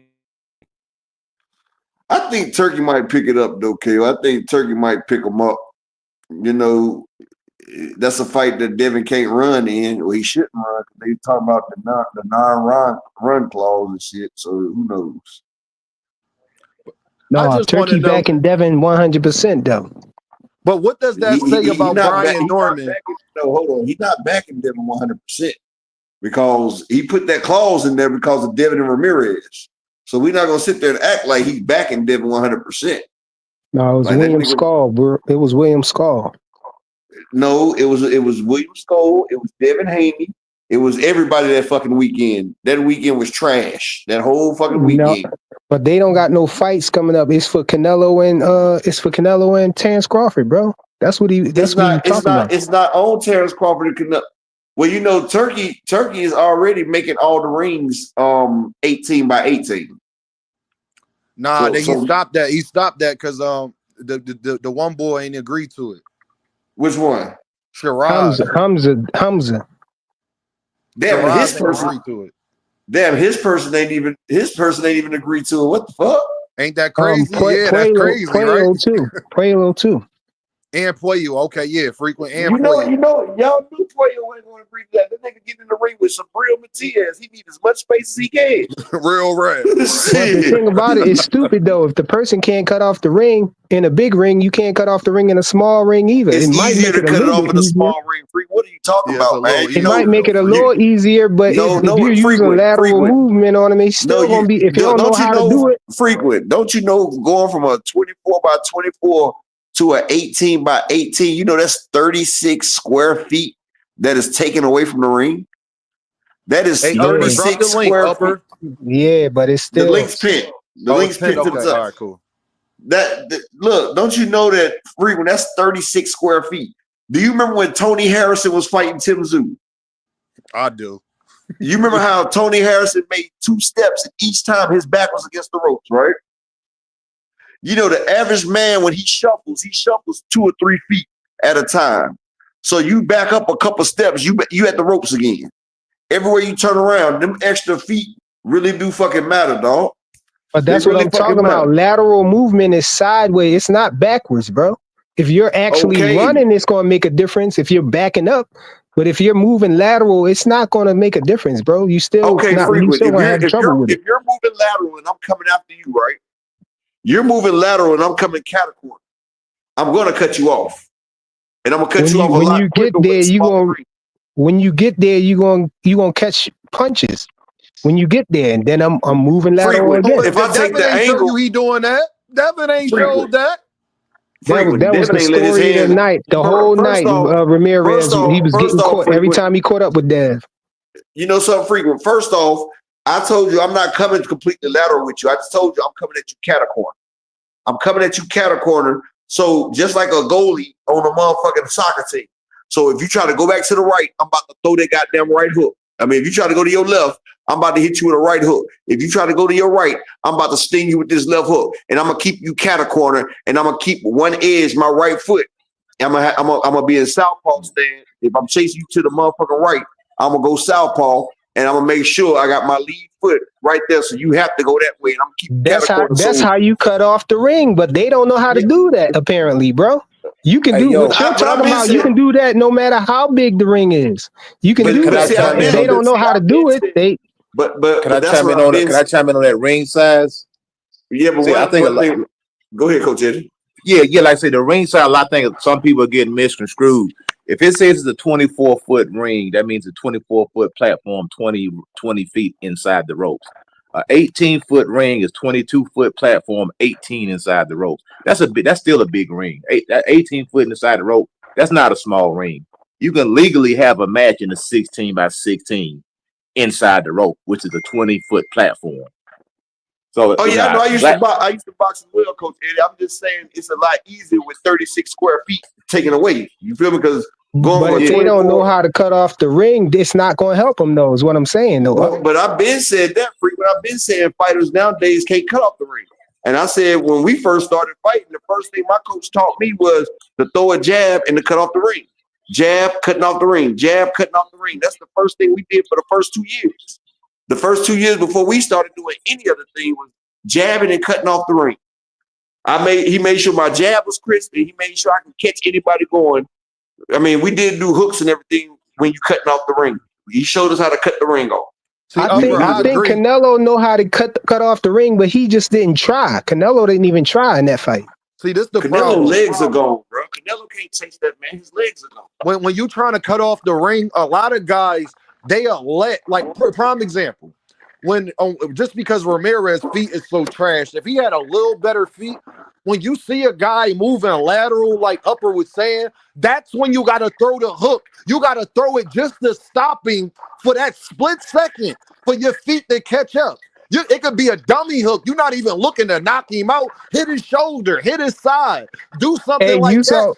And then when Tank was fighting Frank Martin, that's cutting off the ring right there. Hold on. It's no different in football. They teach you when you tackle, you go to where the fighter is going to be. You don't go to where he's at. You go to where he's going to be. So if you could throw hooks to the body or throw that jab or throw hooks just to tap his shoulders to slow him up for that split second while your feet catch up on a straight line, That's how you cut off the ring. But again, Or frequent. I'm faint. not saying a lot of people, they don't know. That's the part they don't know. They are just letting keep moving side to side and not throw nothing. Well, it's gonna be hard to catch Exactly. up They to don't him know how now. to cut off the ring. Was my point. They don't know how. Like No, I agree. when I'm Frank just trying to. Martin was trying to Frequent. I'm use just breaking. lateral movement on Tank, and what Tank do? He cut off the ring every time he tried to escape through. He was escaping out the side, but then when Tank made him flinch, he feinted him. That stopped him from going that way. If he knew if he went the other way, Tank was hooking him every time he go the other way. That's how he cut off the ring and got him in the corner. No, I get that, frequent. What I'm trying to explain to you is that's the reason why, though. Like I'm not denying what you're saying. What I'm saying is that's the problem with these guys. They get too stagnant trying to figure the other guy out, just like De Los Santos. Shakur was moving around, but De Los Santos wasn't willing to jump in there and stop this and take one to stop the momentum to getting where he wanted to be. These guys want to sit back on their back foot and be like, all right, you ain't throwing, I ain't throwing. Nah. Because if you fighting Pitbull Cruz, win, lose, or draw, he not letting you do that. You ain't going to have no choice but to fight. Hey, Pitbull Cruz throwing the books. Frequent. What up, Pounder? What up, chat? Frequent. I know you want to believe that size don't matter, but obviously that's what she That's said. not what she said. And that's coming from a female freak. Size matters. Size matters. That's a female. but it's not that it matters, but it does make a difference. Because if it did, people would have. It matters. That means it matters. If it makes a difference, it only make a difference if you know how to cut off the ring. Because if it didn't make a difference, one, why would he change the size of the ring? And two, why would the other two fighters on the fight card say they weren't fighting? Because that's not what they agreed to, which to me is the bigger issue. The issue I had, which is the question I asked, which I didn't hear nobody else asking, did these fighters already agree with 18 by 18 ring, or is Turkey just changing it because he feels like it? And the issue I have with that is that nobody cared if they had already agreed to it or not. They just went along with him changing it. And that's the problem. It doesn't matter if it's 18 by 18, 60 by 60. What did they agree to? But you just want to change it because you don't see no more time in Jerry fight. That's crazy. How come that he can't make changes after a contract? 2 Cent, you chopping up, 2 Cent. Can y'all hear me? It's for Canelo, though. I think that's the point y'all missing. Like once the contract is made, you're supposed to be at that contract, whatever it is. But he thinking he can go past the contract and do things his own way. Nah, that's not how it works like that. But none of those guys are A-side guys, man. The goddamn promoter can do whatever the heck you want to do. Well, you see, it'll be different. His own person, his own guy, Hamza Sherez. But I'm saying none of those guys are big stars. Like Canelo Alvarez, he can demand a certain size ring because he has an A. Like Muhammad Ali or Sugar Ray Leonard, they could put in their contract that the fight is going to be in this size ring because they're an A side. None of those guys are A side anything. They already agreed to the size of the ring, though. That's what I'm telling you. But the thing, it's called an amendment, though. You can amend the ring.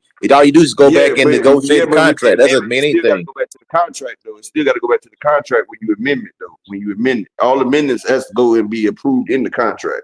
But either way, those guys are gonna fight. Either way, I mean, I can't see a guy pulling out of a fight because the guy changed the ring size. We can't say that, Coach. Yeah, Hamza and Puello did. And Puello said no. They said they're not fighting. Hamza Sherraz and Alberto Puello, the champion at 140, both turned it down. They pulled out. If they said they had to fight at that ring size, they said no. Yeah, they said no, Coach Eddie.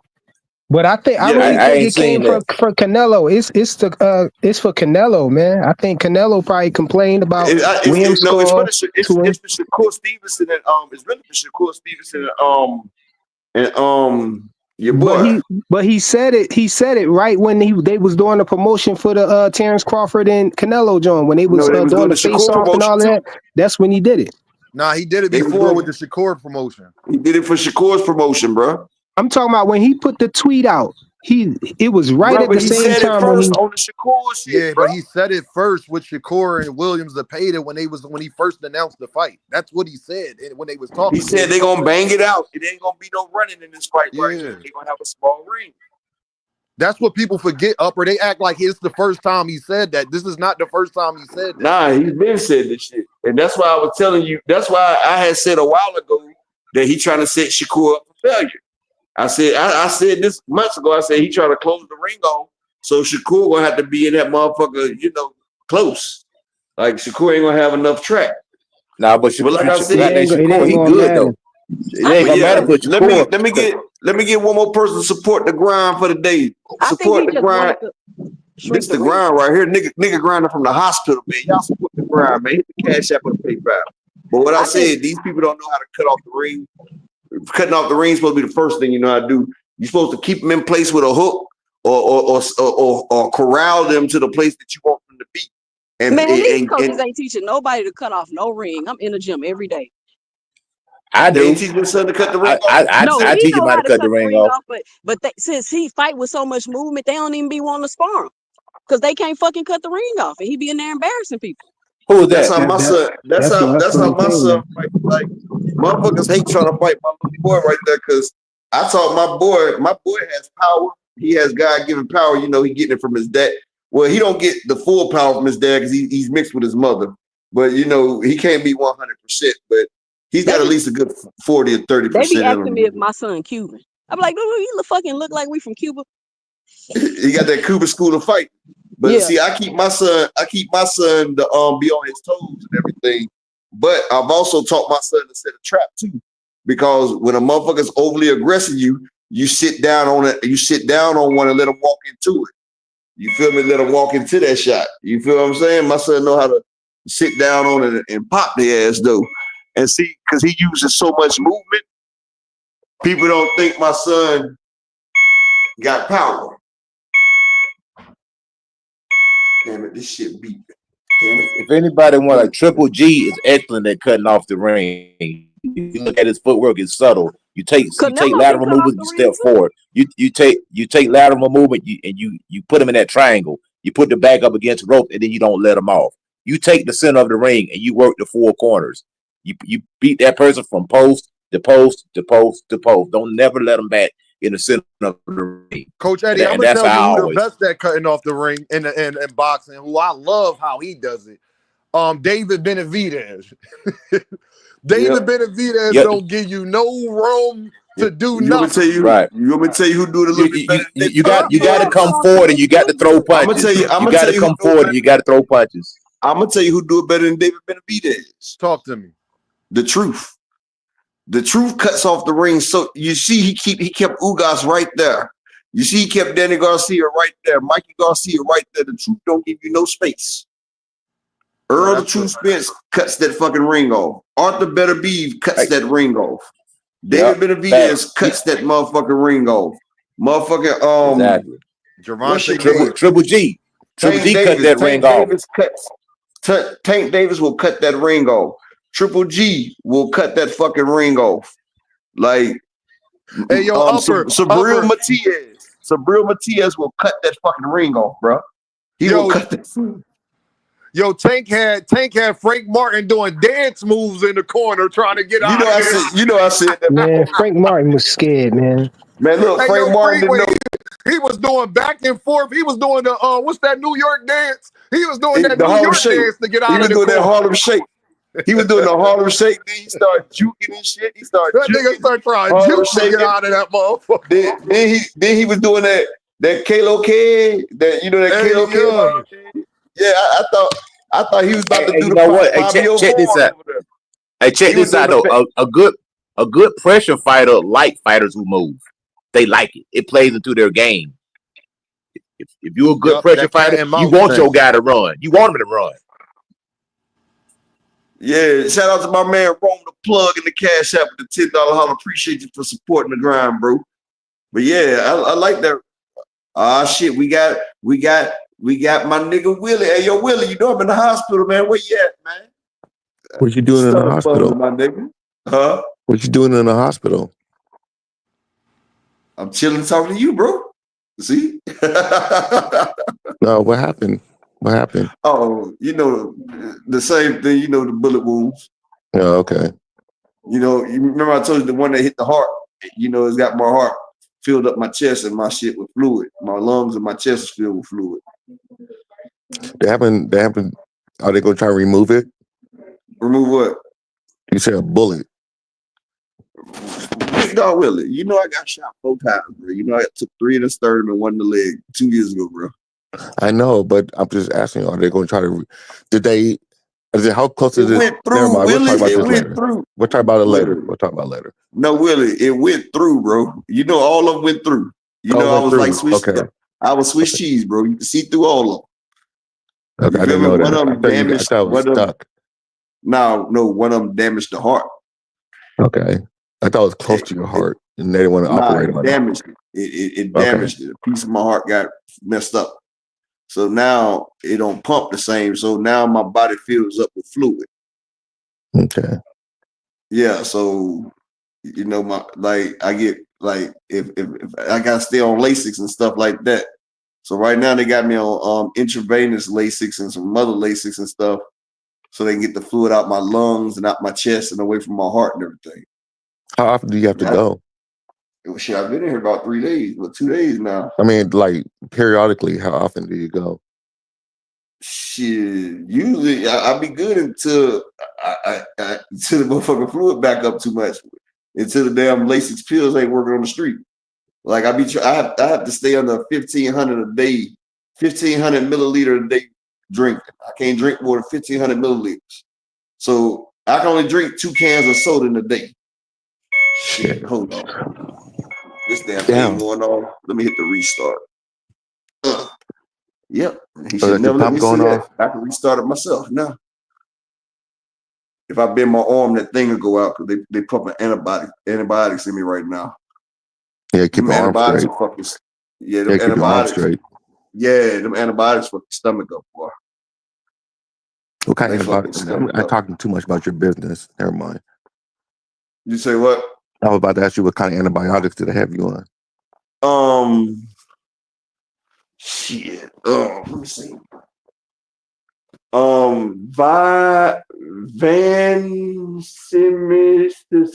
Some shit. Never mind. Hold on. See? I can't see it. Hold on. Hold on. I'm trying to wipe my screen. I can't see the bag. No worries. No worries. It's called vancomycin. How many LASIK? You take pills for LASIK? You take pills for LASIK? Yeah, I gotta take them. I gotta take them too, but they injecting it in me right now. Oh yeah, IV ways. But I mean, you take pills. I didn't know. I didn't realize they had pills. To be honest with you, I didn't know they really realize they had pills for LASIK. Oh no, I do. I did. Never mind. I'm wrong. Yeah, I'm wrong. That should make you go pee a lot. I got a question for y'all. Shout out to my brother Mean in the Cash App with the $3 holler. He said Chavez was the best at cutting off the ring. Yes, Julio Cesar Chavez needed to cut that fucking ring off. I thought Duran was better than Chavez cutting the ring off. Roberto Duran too. He cut that shit off on Sugar Ray. Couldn't cut that shit off on Tommy Hearn though. He tried. But why is boxing getting away from the movement? Because the fans are using it in the wrong way. I think the fans are fickle and see these people talking about they the next Floyd Mayweather and everything, but how could you be the next Floyd Mayweather when you're running? You can't find one fight, and I hate when people say Floyd used to run. You cannot find one fight where Floyd ran in a fight. Floyd was not a lateral movement fighter. Floyd was not a lateral moving fighter. Floyd would stay in the pocket with you. He would shoulder roll, dip, that, do this. Floyd is not running around the ring. Floyd is a very conservative, efficient fighter. He doesn't waste energy. He doesn't waste movements. Everything Floyd does in the fight is calculated. So when people say Floyd was a runner, I say you don't know shit about boxing, just like Floyd said. And then Shakur and Devin all them talk about they're the next Floyd. No, Shakur, you run too much. If you cannot sit in the pocket with a damn Mexican monster that's over 20 pounds heavy than you, throwing all the best shit, and you leaning and rocking and popping, and you keeping this motherfucker up off of you. A nigga that later goes all the way up to 168 and becomes undisputed. You can't tell me shit. Floyd was in there with Canelo Alvarez, making him look like he wasn't shit, and had enough power to keep his ass up off of him. Hey, to be fair, to be honest, you're talking about the trainers are not good as they used to be. So that's one thing. And you're talking about Floyd. You're talking about Floyd. We're not, and Floyd was different when he was younger. So he knew how to, man, Floyd's IQ's top 3 in history. So how can No. you can't really compare those people. I'm not comparing him to Floyd with it. No, I'm talking about people talking about Floyd used to run. When they talk about, and I was like, Floyd, you can't find a fight where Floyd ran. Floyd was not a runner. And that's why I be telling these people right now, like these boxers, they done went away from the shit that Sugar Ray used to go lateral. Jamel Charlo, before he got with Derrick James, was a lateral boxer before he started sitting down. But it's a difference between going lateral and completing offense and going lateral and trying to hightail it and hoping the nigga can't catch up to you. That's not sweet science. Like, nigga, that's you trying to stay away. And if you get close to me, I'm going to throw one to get you away from me so I can get away again. Like, that's what Devin did his last fight, bro. He tried to keep a motherfucker off of him, keep him away. You feel what I'm saying? Like, motherfuckers is not trying to box. Like, the real sweet signs. That's the real sweet signs right there. Like I said, name one really good counterpuncher in this league. You say a good counterpuncher? Like an exceptional one. I just Andy somebody Hirakoa. counterpunch all the time. Terrence Crawford is a great counterpuncher. Terrence Crawford, Andy Hirakoa, David Benavidez, Tank Davis is a great counterpuncher. God damn. You got to give Tank Davis his props on that. Most of his knockouts came from counterpunches. Tank Davis. Hey, Canelo Alvarez, he'll sit in that pocket and he'll roll something and shoot something right back at you. Yeah, he will. Hell, but Canelo Alvarez, to be honest with you, he's from I'd call him an old school fighter. He's from that cloth. I'm gonna tell you somebody who was sitting in that pocket and fight with you and counterpunch with you, and he might be the best out there doing it right now. Sabril Matias. Matias is gonna sit there and he's gonna catch you with that double left hook. That left hook so fast he could pop out 2 of them before you get that shot off. Sabril Matias is a motherfucker damn counterpuncher. Puello, he fighting Matias. Puello's a counterpuncher. Remember, he was counterpunching Antoine Russell the whole time. Like, shit. I mean, you know, I would say Eastside Cruz, but Eastside Cruz is only good for 5 rounds. He's coming out there throwing all hooks. So if he counterpunch you, it's by accident. He's throwing hooks still. Like Eastside Cruz ain't got no defense. He just throwing offense. So if you get hit by Eastside Cruz while you throwing, you just threw at the wrong time. And you know who's a good counterpuncher? And you guys might think, but Usyk is a good counterpuncher. Oh yeah, Usyk and Beterbiev. I forgot about Usyk and Beterbiev. All right, fellas, back to crib. Bivol a good counterpuncher. He countered Canelo all night, had Canelo pissed off. But yeah, Andy Gill, Tank is one of the most accurate counterpunchers. Yeah, I gotta go to the dentist tomorrow. Okay. Hell, I hate to say it, but Naoya Inoue is a good counterpuncher. I was just about to say that. He's a hell of a counterpuncher. You say what? Inoue. Yeah, he's a hell of a counterpuncher. God, he was countering. He countered Scooter ass so goddamn bad.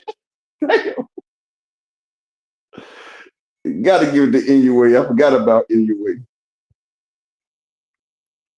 Alexander Usyk, another one. Like, can't forget about Usyk. Yeah, we were just saying him. Usyk have Tyson Fury flopping around the ring off a counter. You must have heard us just say that. We just said that, Dean. Oh, all right. I was just, Usyk had Fury out there flopping his ass around the ring. We said Usyk and Beterbiev. What about body punching? Oh, body work. Earl Spence was running with the body. Earl Spence was nasty. Agate Cabiel, that dude Agate Cabiel, he be folding dudes up, man. Agate Cabiel is the true body. Yeah. And I told people before Ajit Cabriel fought, I told them that Ajit was about to stop this nigga. Everybody thought I was bullshit. I said, look, I watched him take away undefeated Makhmudov. I watched him take out undefeated Frank Sanchez. Frank Sanchez is a fucking name. And I seen him make Frank Sanchez, like, people don't realize, but my coach taught me this a long time ago. If you want to win a fight, body work. First off, you're sapping your opponent's strength. You're taking their endurance. So the power that they hit you with, as long as you keep hitting them, their power is about to go. So they're not going to have the fortitude or the stamina to keep hitting you with them shots, as long as you keep working that body. And then they're also going to take away their movement. And the more you tenderize that body, the more susceptible they is to get hurt. And they're going to drop their hands, and then they're going to leave the up top open for you. I used to work that motherfucking body religiously. It might not be flashy on the scorecards and everything, but I'm gonna tell you like this: you can't break your hand hitting through a nigga's stomach. I remember I punched a nigga so that's hard. That's how Shakur hurt his hand. My hand ain't soft. I ain't a soft ass nigga, Miss Two Set. Niggas back in my day, nigga, I'm a 80s baby, 82 baby. I'm Gen Z. I'm not these soft ass motherfucking 2000s. You feel me? You nigga, a millennial. You a millennial, up. No, I'm right below the millennial line. 82 is we up under there. We got our own little section. It's 76 to 80, 76 to 83, no, 84. We our own little section. Go look it up. But this is what I'm saying, right? We was dodging death from recess. If you look at this score, what my man say? We had a motherfucking damn spaceship, a rocket ship on the playground. That bitch. Them hot ass aluminum slides. Yes, them aluminum slides will burn our ass. We had that dangerous ass spin around thing you used to play on. You spin it's called the merry-go fucking round. We had a motherfucking spinning top where you hold on to metal in a thing full of gravel, and motherfuckers spin that bitch about 100 miles an hour. Motherfuckers is flying off that shit. We're flying off and we're getting the dirt. Boosh. Niggas falling off the jungle gym. Boom. Motherfuckers on the seesaw. You up high, nigga done jumped off the seesaw. Now you done dropped all the way down. Boom. Like, nigga, we was having dangerous shit back in the day, dog. Like, we didn't have this safe ass motherfucking shit. So we've been dodging death since recess. And that merry-go-round, and we used to see niggas flying all the time. We'd take that motherfucking thing and spin it. Once that motherfucker get going real good, that shit used to toss people, man. Like, nigga, we dangerous. So no, I'm not gonna hurt my fucking I love recess, so I know what you talking about. I love being outside. Yeah, so that built us tough. Like, they just made a damn announcement saying that the new recruits of the Army, they have to, the Army enlistment test, they have to take 50% of the damn power out of it because so many of the recruits are getting hurt. Bones are breaking. Like, they're so hurt. Like, they lowered the standards by 50%. Because the recruits now are so fucking soft. That's like, bad so when they weaken in the Army. That's terrible. That's terrible. Like, the men are damn near doing the same thing the females got to do to make it now. And you know the female shit was already fucking easy. I hate to say it, but it was. But the men are damn near just a level above the females. Now they really can't brag. But what I'm saying is, one thing about me, I could put my fist through a nigga back from his stomach. Like, I could punch him as hard as I can in his stomach. You can see my fist come out his back. I can rip through the tissue of his motherfucking stomach. Because when I spin my wrist, when I go into his guts, it ain't shit that nigga's body gonna do to my fucking fist. I'll be damned. I hurt my fucking hand punching somebody in the goddamn body. I will beat a nigga body the fuck up. The body is the softest place to hit with your fist. So think about that. The head is fucking hard. It's a solid bone. I will bash a nigga guts in quick. Like, boom. That's the easiest way to stop. Hey, you sexy Kendrick 50 Cent. That's the easiest way. You punch a nigga in the guts. And once you put him in the guts, it's over. And that's what we learned. These fighters are not doing that. They're not old school. Ajit Caballero, Earl Spence. Sabril Matias works the body, Coach Eddie. Sabril Matias, he works the body, but people don't really see it because he be hitting up top and he be hitting that body. And he be catching motherfuckers when they throw it. That's the way he did Shaka guy. That's the way he did Shaka, whatever that nigga name was. That motherfucker was throwing, and when he threw, When he threw, that motherfucker caught him. One thing about Terrence Crawford, Terrence Crawford, he doesn't switch at all. If he comes out in southpaw, he's gonna stay southpaw that whole round. If he comes out in traditional, he's gonna stay traditional. See, Boots will switch his style in round. Terrence Crawford don't switch in the middle of combos and shit. Terrence keep his style the whole. Terrence Crawford really ain't a southpaw, really, he's right-handed. But he's smart. He put his lead hand first. That's why his jab is so effective, because he's shooting his jab with his power hand. And you know, usually a power hand is more faster and stronger than your other hand.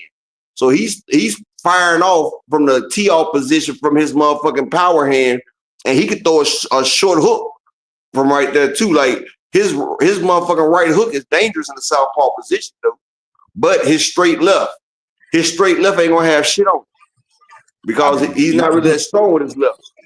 You know what? That's another thing too. A lot of these guys, they don't condition their hands, man. You got to condition your hand, because you want to punch with your knuckles. You don't want to be punching with your fingers. Cause when I was fighting, I fought pro also.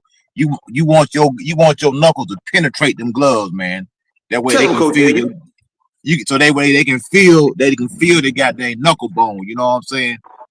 That's what they call the brick hand. That's what they call brick hand. And all you got to do is raise that elbow up just a little bit. Triple G was good at it. When you raise that elbow up and you drop them knuckles across their head, all you gonna do is lump them up. They're gonna have lumps on their forehead. They're gonna have lumps all up in their face. I mean, I fought this one dude, man. I had that whole forehead was lumped up, man. Cause like I was hitting with them knuckles. And well, you know something. You go up in them and hit them in the rib cage. You hit them jokers in the rib cage. You want to kind of like you shoveling sand. You digging up in there. You know what I'm saying? That's how I ended my boxing career, Coach Eddie. That's how I ended my boxing career. Like this titanium plate in my right hand. Because I was fighting a Mexican on the street. This nigga was high on cocaine or something. That nigga wouldn't go down. But I had caught that nigga like with a 1-3 combo. And then I hit him with the damn left hook. And I had switched stances because I was in southpaw. I caught him with a right hook, hit him with a straight left. And then I brought my left foot forward. So, you know, when I brought my left foot forward, that put me in traditional. I was in traditional stance instead of southpaw because, you know, I brought my lead foot forward. And so then as I did that, I caught him with a left hook. And then I came with a straight right. But as I was coming with a straight right, he was already coming down. Like I didn't know he was coming down already. And I had already twisted my hips and rolled my shoulder and let the motherfucking punch go. And by the time it was aimed at the bridge of his nose and the top of his mouth and everything. But he dropped. And when I landed, it smacked him dead in the middle of his forehead. Cracked his forehead though, but I broke my hand in 108 places. God dang, bro. Yeah, I got a metal plate and got like 47 screws put in my hand. That dude, but now they took the screws bone in your hand, didn't it, man? Yeah, I hit with 840 pounds per PSI. I was hit with 840. You know, Oliver McCall was my stablemate. I had heavy hands though. Still do. Yeah, I remember Oliver McCall. Yeah, good guy. Yeah, that crack got a hold of him though. Oliver McCall was one of the only dudes that could hang in there with Mike Tyson for a sparring partner. Mike Tyson was sending everybody home, but Oliver McCall was one of Mike Tyson's sparring partners. You know, yeah, that's one reason they never fought. That's one reason why they never fought, because he gave Tyson always. Yeah, he gave Tyson problems every time. They said, "No, you can't beat this dude. You can't beat him." You see what he did to Lennox. You see what Oliver did to Lennox. But then, when his mama died, that was it. His mama died and he got on crack. Like the bounty hunters came to the hood to come get the championship belt because you know he had pawned the championship belt for an 8-ball of crack cocaine. And the motherfuckers came in that black van, hopped out with AKs on the block to secure the champion belt. Because I don't know if they still got it back right now, but back then, you know, the belt had real gold in it. Like the champion belt was real gold. I don't know if it's real gold now. Okay. So it was worth something then, huh? Yeah, the champion belt was real gold back in the 90s. Well, I think the belts are still got gold in it because some of them belts you got to pay like 60 or 70,000. Some of them belts you got to pay for because once you win the belt, it's your belt once you pay for it. Like they got to get their belt in the mail. Like everybody's really an email champion because even if you get your ass whooped, you're not giving up your belts that night. because you know that's your belt. It got your name on it. Like once you win the belt, you get the thing with your name on it. So they got to pay money to get their belt. So I don't know if they still are real gold belts or not. Yeah, I know that Turkey Al-Sheikh gave Canelo Alvarez in the ring after that William Skull fight. That belt was made out of gold, man. Now, Great Britain, that joint made out of real gold. They got a belt in the UK that's solid gold. I think it's the common. It's a belt that you have to win it. You have to fight. You have to defend it 3 times, and you get to keep it. But once you become the champion, I forgot what it's called, but it's a pure gold belt that motherfuckers fight for over there in Great Britain. It's the English biggest belt besides the world belts. Yeah, I know they got one of the belt. They got the rainbow colors in it. One belt they got. I don't know. That's what you're talking about. They got rainbow colors on the belt. Hold on. Give me 1 second. Talk for a minute. Give me 1 second. I'm about to find it. Yeah, man. Yeah, like I say, the goddamn one of the fastest heavyweights out there was Michael Dynamite Dokes. That right there, that dude right there was fast-handed heavyweight, man. Underrated heavyweight, man. I enjoy watching Michael Dynamite Dokes.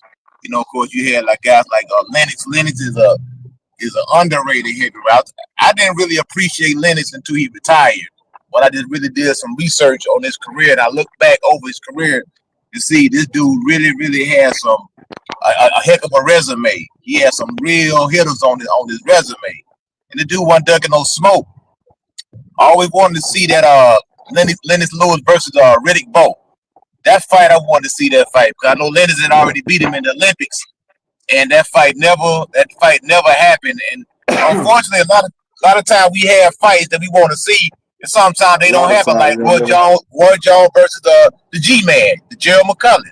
Everybody wanted to see that fight because I wanted Roy Jones versus the white boy before the white boy ducked him early and came back later when he Kawasaki. Joe Kawasaki. Yeah, Joe Kawasaki ducked Roy for 10 years, and then he gonna catch Roy at the end. And if you'd have fought Roy and Roy Pryor, Roy would destroy that boy, man. Oh, and absolutely. It is called the Lonsdale belt. The Lonsdale belt. I got you. Okay. Yeah, that's the oldest belt in boxing too. The Lonsdale belt. That motherfucker got real gold trim on it. You got to defend it 3 times though. But that's the most purest athlete that ever laced up gloves was Roy Jones. It's never been a boxer like Roy Jones. That dude used to go play basketball. I seen him play basketball before. That nigga play a boxing match, man. He'll play a semi-pro basketball game before a boxing match. I say, boy, that motherfucker, like, they built him up to fight at heavyweight the right way, but to come back down, he did it the wrong way, and he destroyed his body. That's what happened. Like, you can't put on that type of muscle and then, come back down so quickly. But, Roy, people don't realize it. Roy was never undisputed. You feel what I'm saying? But at one time, Roy Jones had 7 belts. Dang, 7 belts. You remember when Roy Jones had 7 belts? I remember he started his career off at 54. Then he moved up to 60. At 175. At 175, he had 7 belts. He just needed one more for undisputed, but he had all the he had the IBO. He had all the secondary belts that they had out there too. Roy Jones was coming to the ring with like 7 belts. Hold on, let me see if I can find it. Hold on. You go ahead and talk for a second real quick.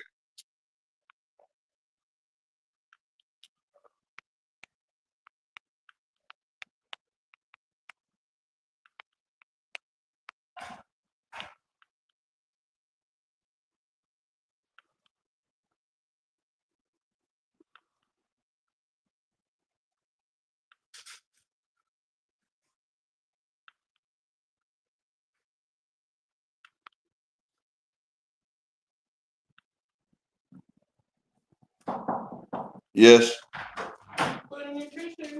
Okay, thank you. Yeah, as far as the excitement, Roy Jones was the man. All right, thank you. You have a blessed one as well. Hey, my bad, bro. It wasn't 7 belts, it was 5 belts. Yeah. Oh yeah, you good. I was just saying Roy Jones, when he lost to Antonio Tarver, he was never the same after that because he came back and got stopped by Glenn. What his name? Glenn Jones. Glenn. What that dude name? Yeah. Glenn. Dang. Not Glenn. It wasn't Glenn Robinson, was it? I'm thinking about the basketball player. Nah, you think about basketball player. It was Glenn Johnson. Glenn Johnson. Yeah, Glenn Johnson. Yeah. Yeah. Okay. Yeah, man. Roy had some of the fastest hands, man. Roy had some fast. But I always want to see him fight Gerald McCullough, man. You know, the G-Man. G-Man was knocking out everybody, man. And then he fought that dude, what was it, Ben? Nigel Ben. And that's when G-Man got hurt. You see all the belts he got right there? Yeah. Oh, yeah. Yes, sir. He had the WBO, the IBO, the WBA, the WBC. It was a couple. It was the NCAF. So he had 5 majors, and he had the 2 small ones too. He had the Intercontinental belt too. But yeah, that man had a whole lot of belts. But I wanted to see. But see, one thing about it, yeah, Riddick both threw that belt in the trash section. He said he wasn't trying to take that fight. He said, "Hell nah." But that was a duck. That was a duck right there. Lenny Lewis and when he that was a duck right there, man. It was a duck if I ain't never seen one. That nigga said, yeah, no. I remember Lennox. They got into it after a fight, and Lennox Lewis said, "Man, I knocked you out, man." You know how Lennox talk with their English accent. I think him and Bo they got nose to nose. I think Bo just got through fighting, and Lennox Lewis was doing the commentating. And Lennox Lewis said, "Man, I knocked you out, man." He said, "Bring it on." You know, that fight never happened, man. Everybody wanted to see that fight, man. Well, you know what's crazy? Let me tell you the story, Coach Eddie. You might don't know the story. They was in the Olympics, right? So they said the USA team, I forgot who was telling the story. They was in the USA locker room, right? They said Lennox Lewis walked into the USA locker room at the Olympics. And he said, "Which one of y'all is the heavyweight champ up here? I mean, the heavyweight for the USA?" And the dude was like, "Well, we pointed to Riddick Bowe and said he is." Said Lennox walked up to the Riddick and said, "I'm gonna knock you the fuck out." Right? So he told him that before the Olympics. Then when it was time for them two to fight, Riddick Bowe gets knocked the fuck out. So the man already told him what he was gonna do early.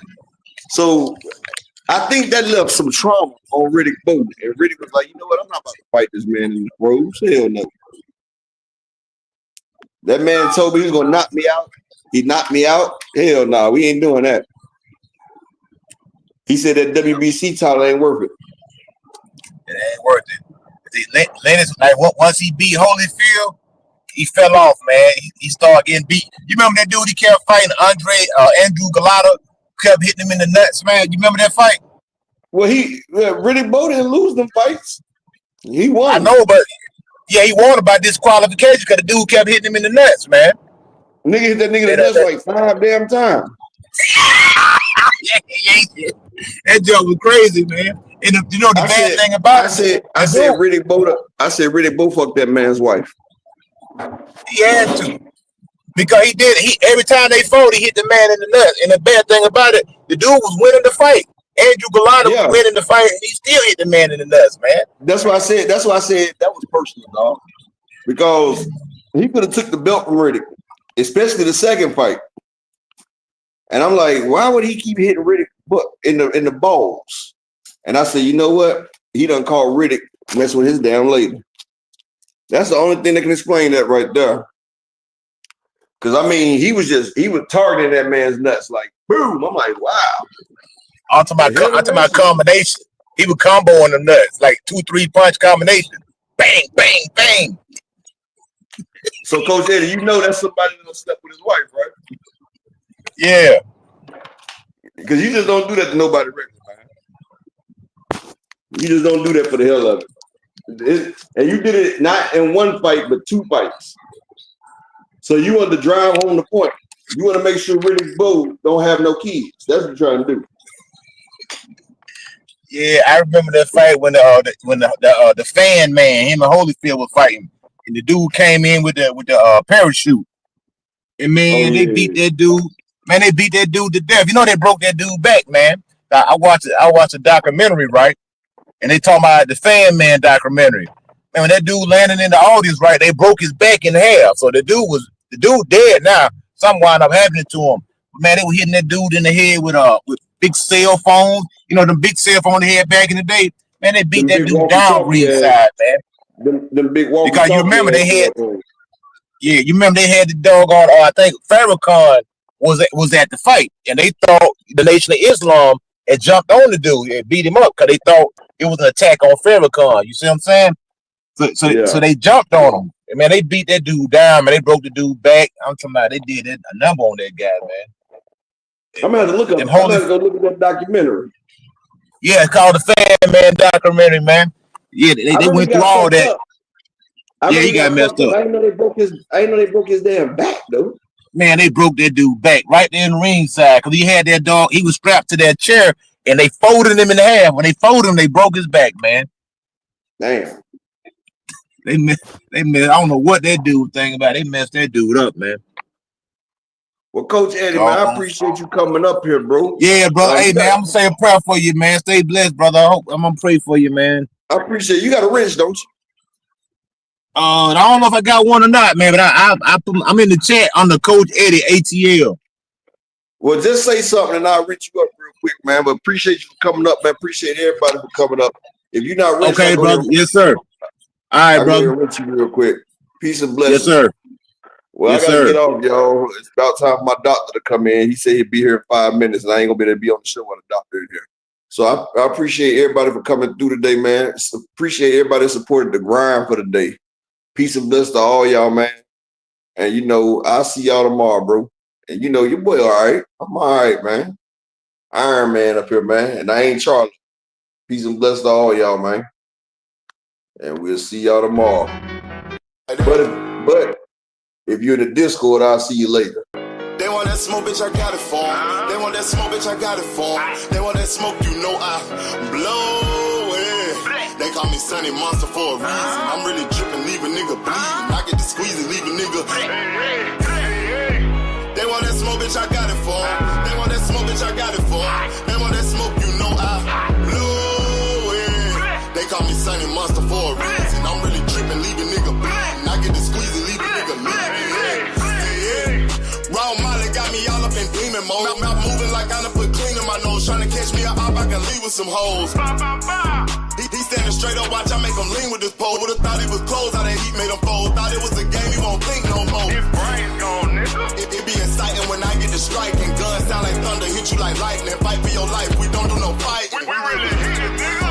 We worse than savage, they calling us Vikings. Police be riding, we still be sliding. Told you we hit us, remember the time. They want that smoke, bitch, I got it for 'em. They want that smoke, bitch, I got it for 'em. They want that smoke, you know I blow it. They call me Sunny Monster for a reason. I'm really dripping, leave a nigga bleeding. I get the squeeze and leave a nigga bleeding. They want that smoke, bitch, I got it for 'em. They want that smoke, bitch, I got it for 'em. They want that smoke, you know I blow it. They call me Sunny Monster for a reason. I'm really dripping, leave a nigga bleeding. I get the squeeze and leave a nigga bleeding. How about I leave them holding like the Bible? AR-15, that's a high-power rifle. A in the army and assassinate rivals. Break that shit down, nigga. AK or anybody kill. Hop out, get the drilling and spilling. Stay on point, 6-2 gon' split em. FN, that's for any fuck nigga. You a plug, then I'm pulling up, nigga. You my lunch, eat these bullets for dinner. 5.0, eat 'em up, eat 'em up. SK, smoke killer for show. Drum rounds and cripple ops, Draco. I got them all